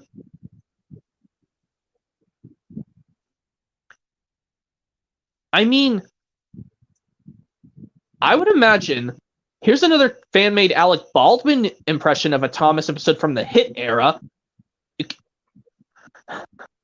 You know how, one example is in Don't Tell Thomas from season 8. Like when, the narrator still says, he doesn't say the title aloud, Alec Baldwin, he still goes, but everyone was jolly. The winter holidays were coming. Thomas loved this time of year. The station masters decorated the station. If George Carlin was the narrator for Emily's New Coaches, it would be like, it gives me new coaches, but sir, and he's like, really useful engines, don't argue. Really useful engines, don't argue. I'm bad at George Carlin season 4. I'm only good at his 1 through 3 impression. I'm doing Emily's New Coaches. He's like, my name is Emily. What's your Ours is name is Emily. He's like, how dare he? He say will do. How dare he say will do? How dare he say will do? Grumbled the coaches. And yeah, the Alec Baldwin version you said at the end, it gives me great pleasure to present you 2 new coaches. Thank you, sir, said Thomas. I'm sorry I took Annie and Clarabelle. And I'm sorry. Yeah? Imagine what it'd be like if there was one version of James in the Trouble with Trees. That would be like, but sir, I have just been repainted. Can't Thomas or Percy do it? They're dirty and like working with freight cars. Really useful engines, don't argue. So James didn't. Isn't that the Michael Brandon one? But it's the Alec Baldwin goes, but so James didn't. In the Michael Brandon one, it goes. I was saying the George Carlin version of James in the Trouble with Trees. Oh no, you weren't doing the Michael Brandon one, right? So yeah, the George Carlin one. George Carlin, like he's like. Yeah, you said it already. Sir, ain't it? Can't Thomas or Percy do it? They're dirty and like working with freight cars. Or like then the trucks laugh. Your collar's nice, James. Pity about your face, though, said a freight car. James. I can imagine what it'd be like if there was a Michael Brandon version of Middle Engine. He would be like, I'm very disappointed in you, Percy. I'm sorry, sir. Sorry, sir. But it wasn't my. Nevertheless, cars and guards until we get to the bottom of this. Pause. I can handle those diesels with bent buffers and a busted boiler. Collect those trucks from the smelter. Yes, sir. I think it's the Michael Brandon. Yeah, it is. The next day, James arrived at the smelters. He was determined not to be fooled by air. Yeah. Now back to imagining more season 4 episodes of Dragon Tales. What if there was a remember Weezy's version of the Big Funky Cloud episode called The Big Funky Cloud Returns, only this time it involves Zack and Wheezy instead of Ord. Yeah, and like, who would see? Thank goodness you came, guys. We have a serious situation. Thank goodness you came, guys. I have some bad news. Collateral. That's very serious. What seems to be the problem? Zack and Wheezy are feeling legitimately depressed. Don't believe me? Come on, I'll show you. That's not good. Hi, Enrique. Hi, Emmy. Hi, Max. What's the problem, you two? What's the problem? What happened? What happened, Zack? Oh, it's no Well, use. we were trying to practice for our song show at Singing Springs for the Twilight Talent Show. But the brain in the lost forever hole. Now we'll never find our music again. Ah. Zach, please don't cry. It reminded me of the time I kept crying so much when I lost my favorite blankie in the whole entire world. And then what if Cassie actually felt bad for Zach and Wheezy and sniffled the Zach and Wheezy? Isn't that a very sad story? It is a very sad story. Oh, here they go again. And we have to keep dealing with this. But I'm sure we can find a way to get this music started up again, guys. We just have to remember the lyrics to the song. But we won't be able to remember the lyrics because the lyrics were blown away. We can't practice without our music. Oh, poor dude. And of course, they go to the lost and not yet found. Hi, Cassie. Can I help you with something? Did anyone turn in a piece of music for Zach and Wheezy? We can't get the funky cloud to go away because wherever we go, follows us.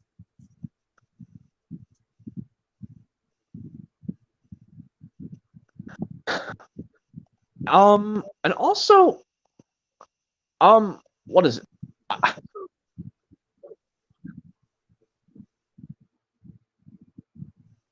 What I was saying is, what if they made a different version of, maybe a different version of the big sleepover? You know, we did the pretend Cassie calling her mom.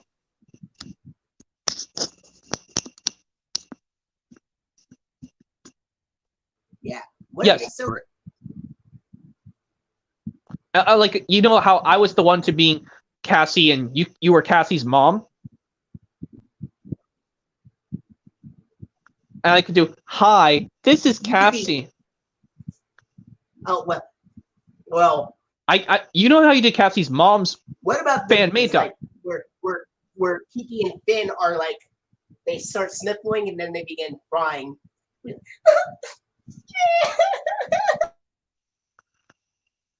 Kiki? Oh, Kiki, Finn, what's the matter?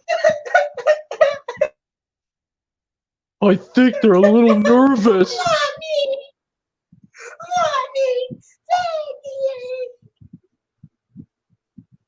I think they miss their mother, your mom, Cassie. Don't worry, Ord. I'll help them situate that problem, just like when Wheezy helped me before, when I was nervous about my first sleepover. Wheezy, can we use you and Zach's phone to contact my mom? And Wheezy would say, "Of course you can, Cassie." Hi, Mommy, can I talk to you? Sure, honey. Is anything the matter? Well, Kiki and Finn are kind of sad because they miss you so much. I am so sorry. Tell you what. Can they stay for a bit longer, or can they just and have the dragons keep you company? Oh, that would be cool, Mommy. Well, I better get back to this sleepover. See you, Mommy. Please don't be sad. How about I tell you a little? Oh, actually, before you get to that, Flick Level 2000, mind if I say the one where, well, I'll go back and do this party. Bye, Mommy. Kiki, Finn, please don't cry. Would I lift you up? What?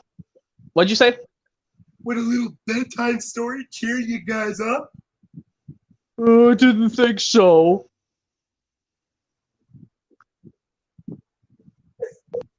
Are you hungry? Maybe some cool snacks would make you feel better.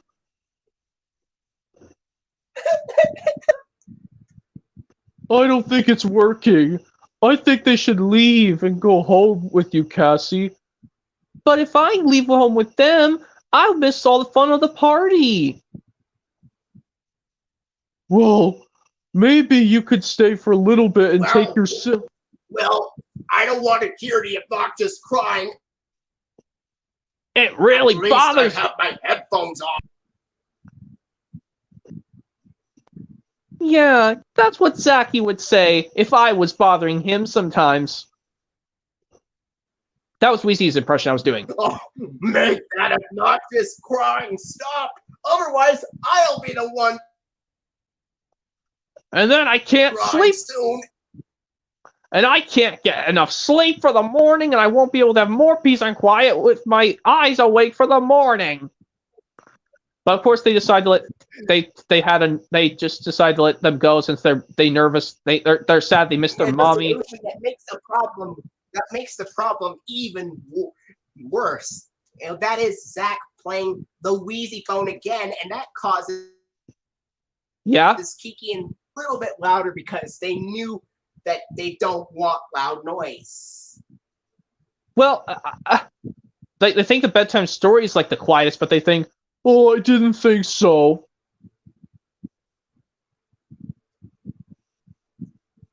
Hey, What am I doing? hey, I know what I could do. I could be phone. I haven't played with this in a while. No, Weezy!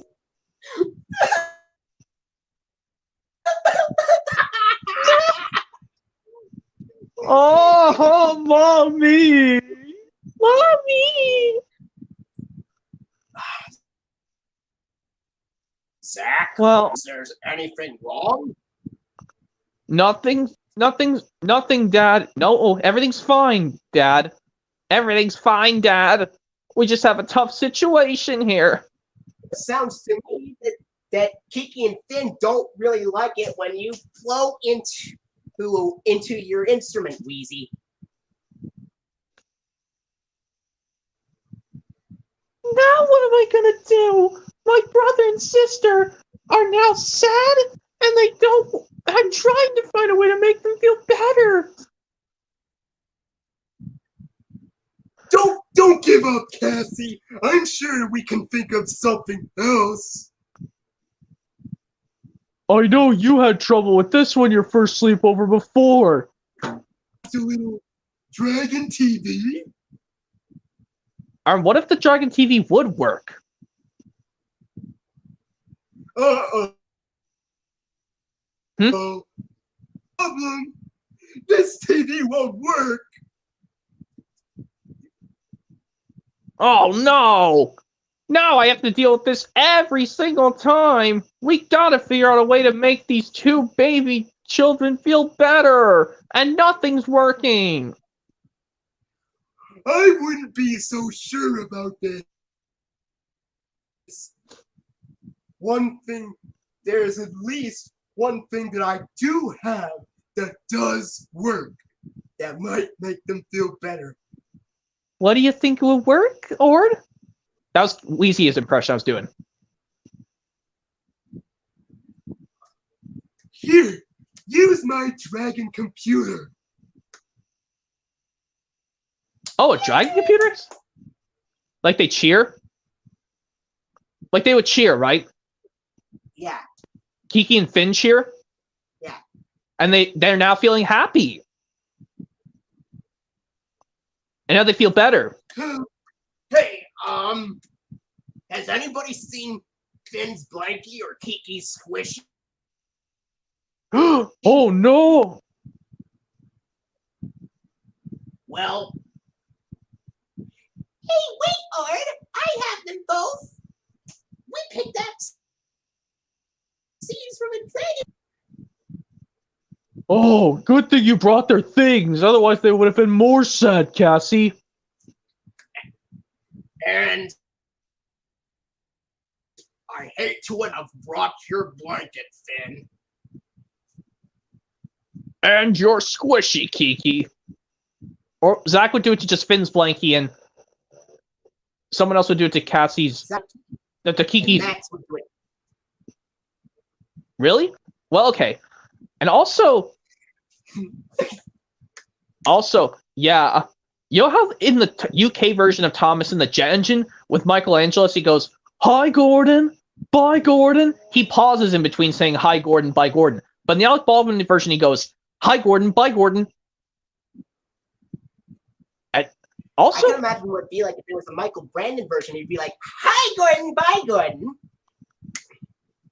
Gordon couldn't believe what he had seen. At last, the jet engine ran. He had seen. At last, the jet engine ran out of fuel. And Thomas was back under his own power. He steamed gently back into Knapford Station. "Sorry for overtaking you back there, Gordon." Overtake me. I didn't notice. "You didn't notice the fastest engine on the island of Sodor?" But he's still full of hot air. And also, I imagine there was an Alec Baldwin version of "You Can Do It, Toby," where it goes, "Slow coach." When Gordon says "slow coach" to Toby, "Slow coach." Slow coach. I am trying my hardest." I can imagine what it'd be like if there was a edited version of Haunted Henry with a bit of Gordon's dialogue. He's like, "Ha ha ha! Whatever will you be afraid of next?" "You were afraid of the rain and then an elephant?" Afraid of the rain and an elephant and now ghosts? That is the funniest thing I ever heard. "That's the most third funniest thing I've ever heard you were afraid of." And also, And you'd be like, Gordon, Gordon, you're being better about laughing about me. "It's not fair. I'm not scared of any ghosts. It's just make-believe." Well, and also... Well, these things, well, said Gordon rudely, these things may not be make-believe for long. Sooner or later, they'll come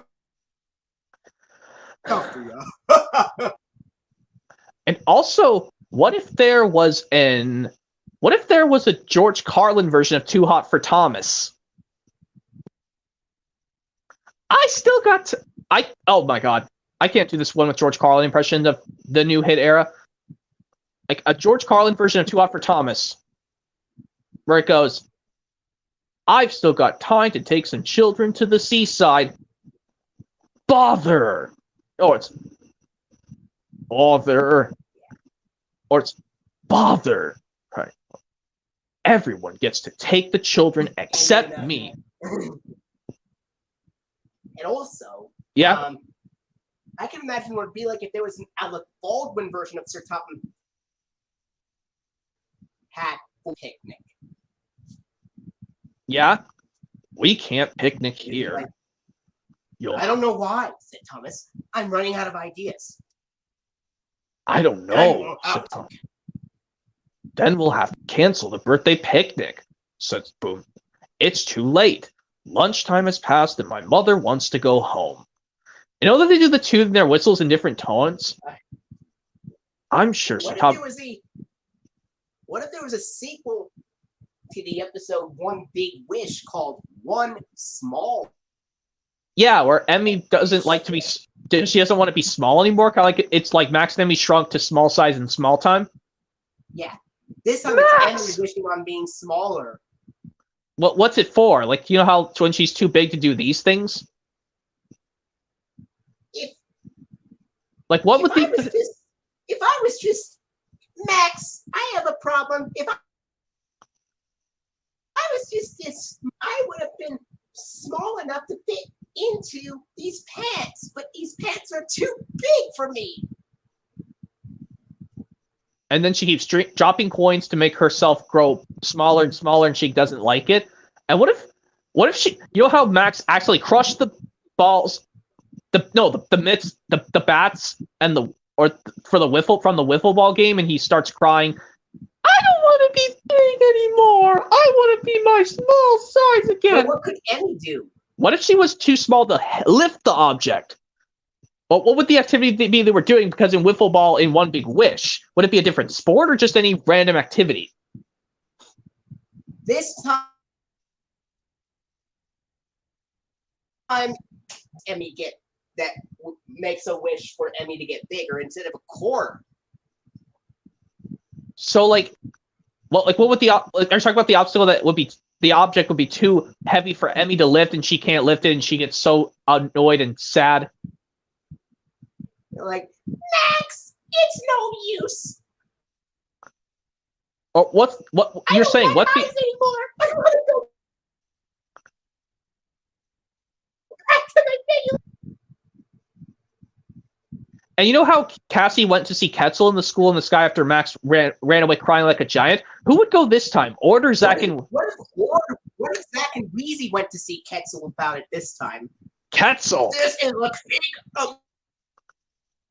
emergency. Emmy won't stop shrinking, and we don't know why. What are we going to do? Yeah, what are we going to do, Ketzel? I don't know how we're going to make Emmy back to her regular, ordinary... We're doomed! Seriously, you make Zach cry in this fan-made one? But in the original, only Max cried. And also, and Ketzel will say, well, I think we can figure out how to do this, niños. And then they see, well, Emmy, what's the problem? And when Emmy was small, they pitch shifted Emmy's voice to make it sound a little bit higher when she shrunk. That's true. Sorry. Anyways, yeah. I have a big problem, Ketzel. Well, it seems you've been making a wish to make yourself smaller, niño. You say you don't want to be your normal size again. Yeah, I want to be my normal size again. I don't want to be small forever. Well, I think what we should do is we should make you a wish to get back to normal size. And then before that happens... Well, it's Willie the Wishing Well again. Well, what have we here? Thanks! It's a bug! Willie would exclaim out... Wyatt would exclaim out, it's a bug? Yeah. Well, because you know how in Hand he's called Wyatt, but before that he was called Willie. Alright. And of course, Wyatt the Wishing Well. What can I do for you? Yikes! Yikes! It's a bug! Get that bug away! Actually, it's not a bug, Wyatt. It's Emmy. She's too small. She wants to be her... Is there anything that could make me into the fountain and wish me my right size? Well, before that happens, you know how Max squished Ord when he was squishing Ord when he was really big? Before he turned back to normal?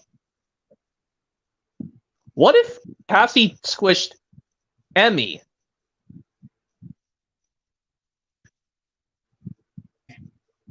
Alright. Emmy! You're squishing me! Well, how can Emmy squish Cassie when she's really tiny?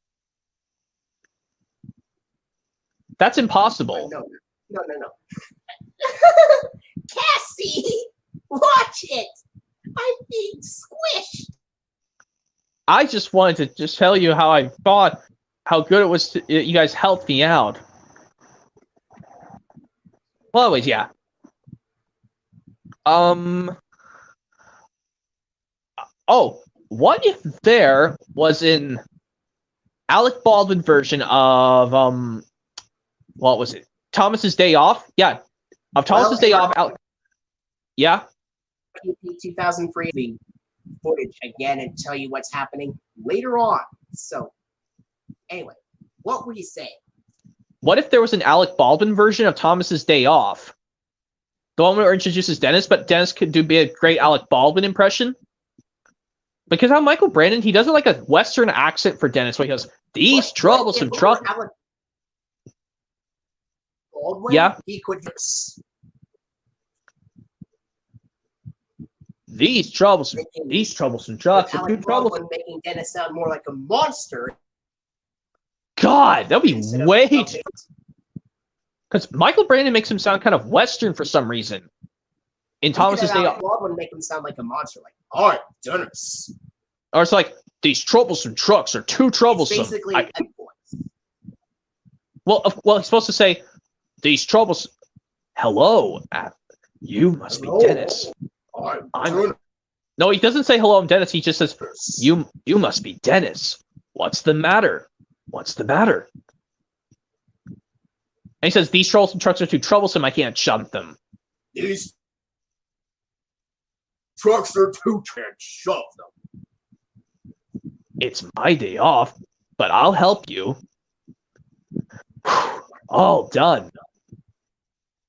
Thank you, Thomas. I can imagine what the Alec Baldwin version of Thomas's milkshake muddle with the he's like, "You must go back to the porter and get more milk. Back to the dairy. Back to the dairy and get more and milk." Remember this. At least that one was not as harsh as Michael Brandon. It was not as harsh as the Michael Brandon version. What would the Alec Baldwin version of Brandon? A what? What would the Alec Baldwin version sound like in terms of harshness compared to the Michael Brandon version? Less harsh. And he says, "Thomas, it is nearly time for the..." You must go back to the parlor and get more milk. Well, he says dairy. Go slowly this time. Less harsh. But of course, well, I don't know why Alec Baldwin would say something different, but in Michael Brandon's version, he says back to the dairy. Dennis says, like, "Thomas, it is nearly time for the party, and you still have not collected the butter from the other side of the island. The children will have no cake." The milk. No, the butter. Well, The children will have no cakes for the party. Thomas felt terrible. all right. The children will Yeah. And also, what if there was a... what if there was a George Carlin version of Bold and Brave when Thomas... Bold and Brave. When Thomas says Ben, George Carlin still goes as well as at his Ben impression. Yeah, it's like a George Carlin version of Bold and I Brave. can imagine what it would be like if there was a Ringo Starr version of One Good Turn. Oh, man. That'd be Bill. Yeah. Bill. Ringo's version of Bill and Ben's voice be like, "I won't. You will. I won't." Sir Topham Hatt came to stop the noise. If you don't behave, Don't behave. I shall not allow you here again. The next day, Ben was still grumpy. And we say that Bill, imagine getting in my way on the turntable. How would he say that Bill, imagine getting in my way on the turntable is a really silly engine? The way I heard it. Ben, That Bill, imagine getting in my way. giving away the turn engine. The way I heard it. Sighed Pogo. It sounds like you were What did both you to think blame. Yeah, good. The custom voice of Bill and Ben compared For the- to George Carlin's. What did Very Ringo's good. sound like? Kind of as deeper as George Carlin. Kind of a... Like, "I won't. Sir Topham Hatt came to stop the noise. But yeah, sometimes his dialogue, You don't behave. I shall not allow you here again." of course, like, the twins grumbled about each other all day. Even kind Edward lost patience. All this grumbling spreads bad atmosphere in the yard. Yeah, and what if there was a Ringo Starr version of James Goes Buzz Buzz? It would be like, yo! Or eek, eek. Whistle James.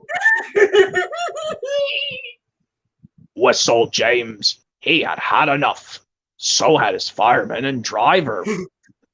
They didn't notice till too late. What did you think of the Ringo Starr version of James's E sounding more like he was crying E in tears?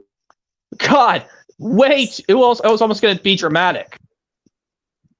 Like,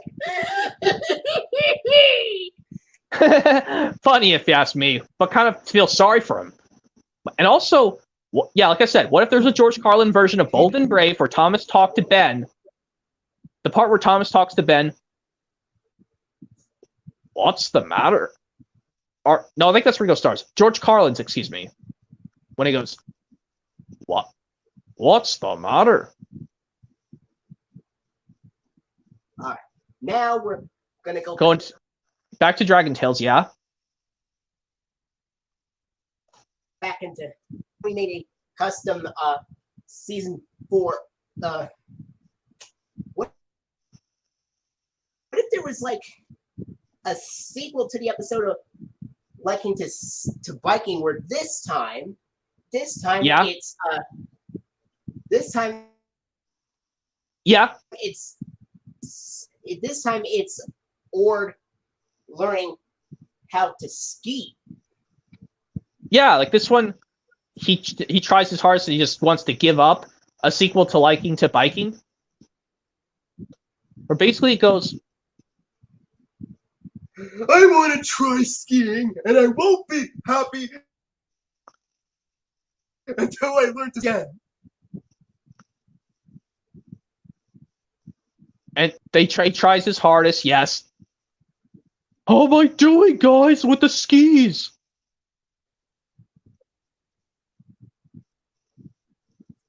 Look out! I can't!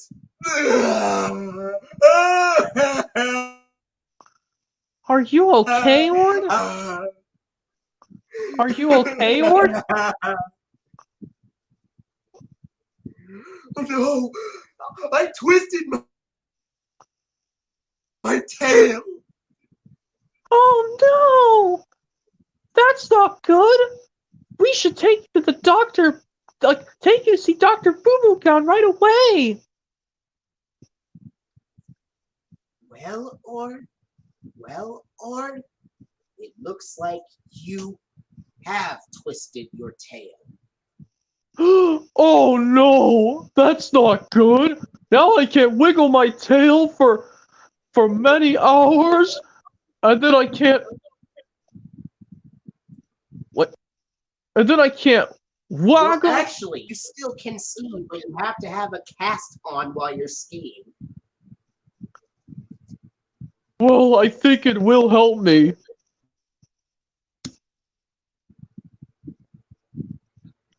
Remember, Ord, to have fun and go skiing, but don't go too fast or you could end up hurting yourself again.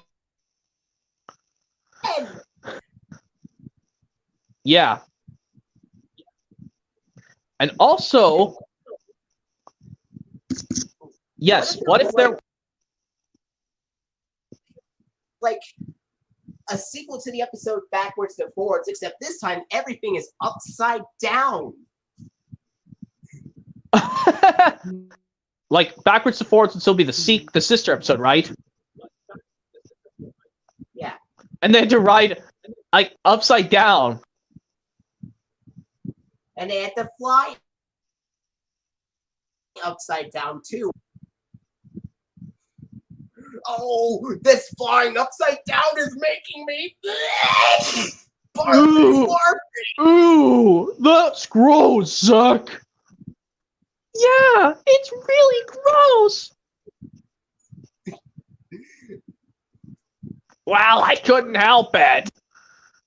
It made me sick after riding. I think I'm gonna. Whoa! No, not you too, Ord. No. No.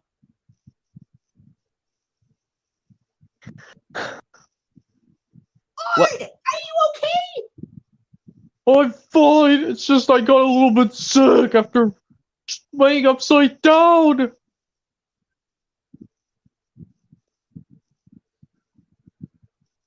Oh no.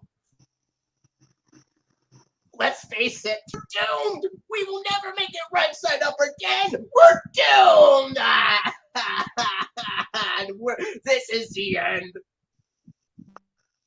And we'll have to eat stuff upside down. And we'll have to play with our toys upside down. And even have to play. And we'll have hands up upside down too, in case Wheezy makes a noise. It'll be even more crazy when I'm upside down and have to sometimes deal with peace and quiet. Want to be upside down anymore? Well, in the original, no one cried. And yes, we have to do the so long. Well, no, not the flying solo.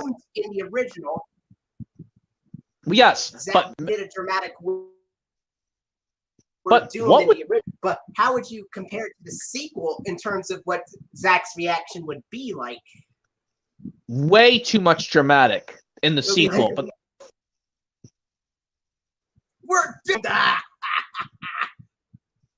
Well, okay, but now might we do something for the last fan-made one? We do the flying solo. I'm getting close to 10 o'clock in my area. We could come up with a few. We could come up with around 3 more if that's the case. Well, I don't know if we can do this, but let's just do flying solo really quick. Yes, everyone can. All the kids cannot come because Ketzel says there's going to be after-school activities at Dragonland School in the sky. Or to be the first. Or to be the first one to cry. And afterwards, Zach and Wheezy join in. And then Cassie comes in last. And for some reason, Finn comes in, even though he doesn't go to the school. He's not old enough to go to school yet. Yes, you know how the dialogue goes, right? The fan-made one. Well, we're not having. We were supposed to fly with our human friends, but they wouldn't come because of after-school activities. I wish I could see them, but I can't. Wait, here you are. And me too. I miss Enrique. I miss Max. We hear you, Ard. I miss you so. I'm sorry, Niños. There's nothing I can do about it.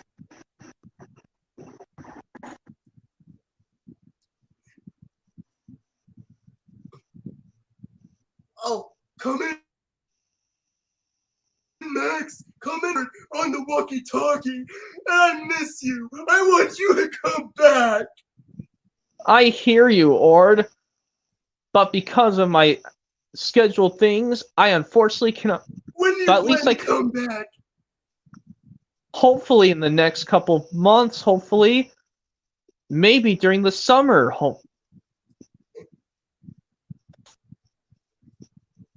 Maybe, hopefully during the summer.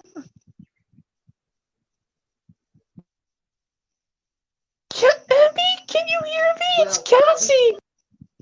Yeah? Cassie, we're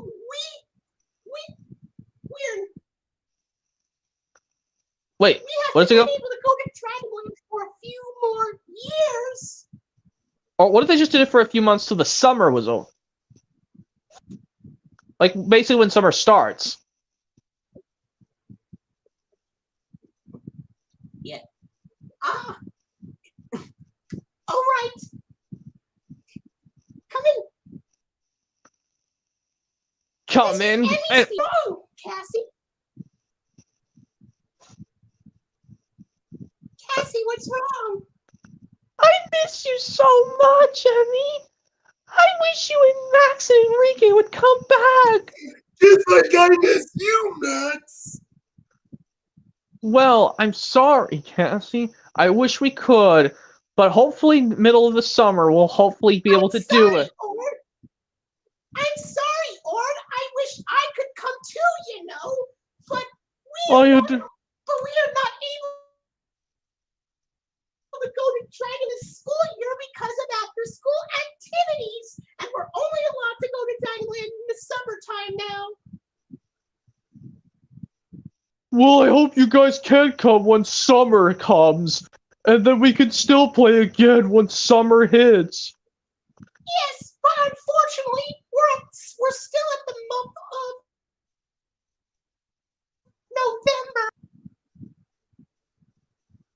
Oh my god, then they have to wait till May. Or wait till June, actually. Well, sometimes, yeah. Some schools end off at the end of May. Sometimes they have to wait till the beginning of June. Well, of course. I hope you would please come back to it. You guys are going to have to wait until the very end of June until we come see you again. Enrique, can you hear us? Yeah, can't you? See. Well, we miss you very much. Well, we miss you very much. Well, I know, and I miss you guys too. I go to Dragonland as often as we used to because we have after school because we have to go to school for the rest of the school year, and we are only allowed to go to Dragonland. And you'll just have to wait till June for us to come back here again, and we're still in November. We hear you, Enrique. I still miss you, Enrique. I don't love it. I hear you, Wheezy. I'm with you too, sis. And yes, we included Finn, and the Ord would ask, Finn, what's wrong? Are you sad with us too? Finn! Why are you sad? Max! Children! And he still cries out, children! Not coming! Finn, don't! I hear I'm sad too. Well, at least we could have both Cassie and Finn do cry, but just her and Finn crying because Kiki's at home with Cassie's parents. I don't know. Maybe they brought their dad back. I don't know. And of course, Finn, what's wrong? Are you sad with us too? Hey, honey, what seems to be the trouble, Cassie? Mommy, we need your help. We're stuck in after-school activities. Of course. What is it? And Max and Emmy and Enrique can't come. Because they had after-school activities. Well, honey, I'm sorry you miss your friends. Ord, what's wrong? Please tell your old mommy what's wrong. Mommy, I miss my buddy Max and my other friends Emmy and Enrique. But unfortunately, they couldn't come since it's still November and we can't even get together till summer of June. What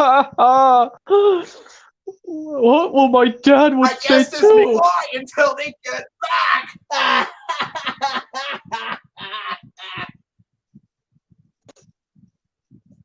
And what if Zach and Weezy talk to their dad?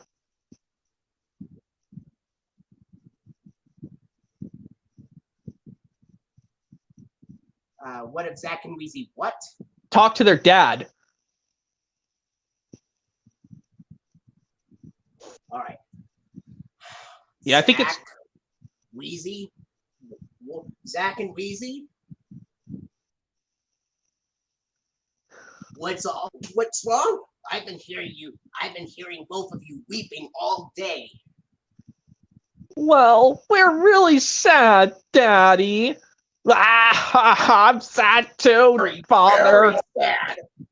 Enrique and his friends Emmy and Max would not come because we have to be at school without them due to after school activities. Oh, and actually, hold on. Remember when we were doing the? Remember? It's all right if you're it's all right if you miss Emmy. It's their responsibility. We wouldn't want them to ditch school to get to Dragonland. That could get them in big trouble. We need them to pass school. Yeah, I know passing school is really important as much as seeing friends. School is the most important social development in the whole world. And also when we did Cassie talking sadly to her mom, Finn was crying along with her. Like, what if they forgot to say, well, I know you and Finn are upset, honey.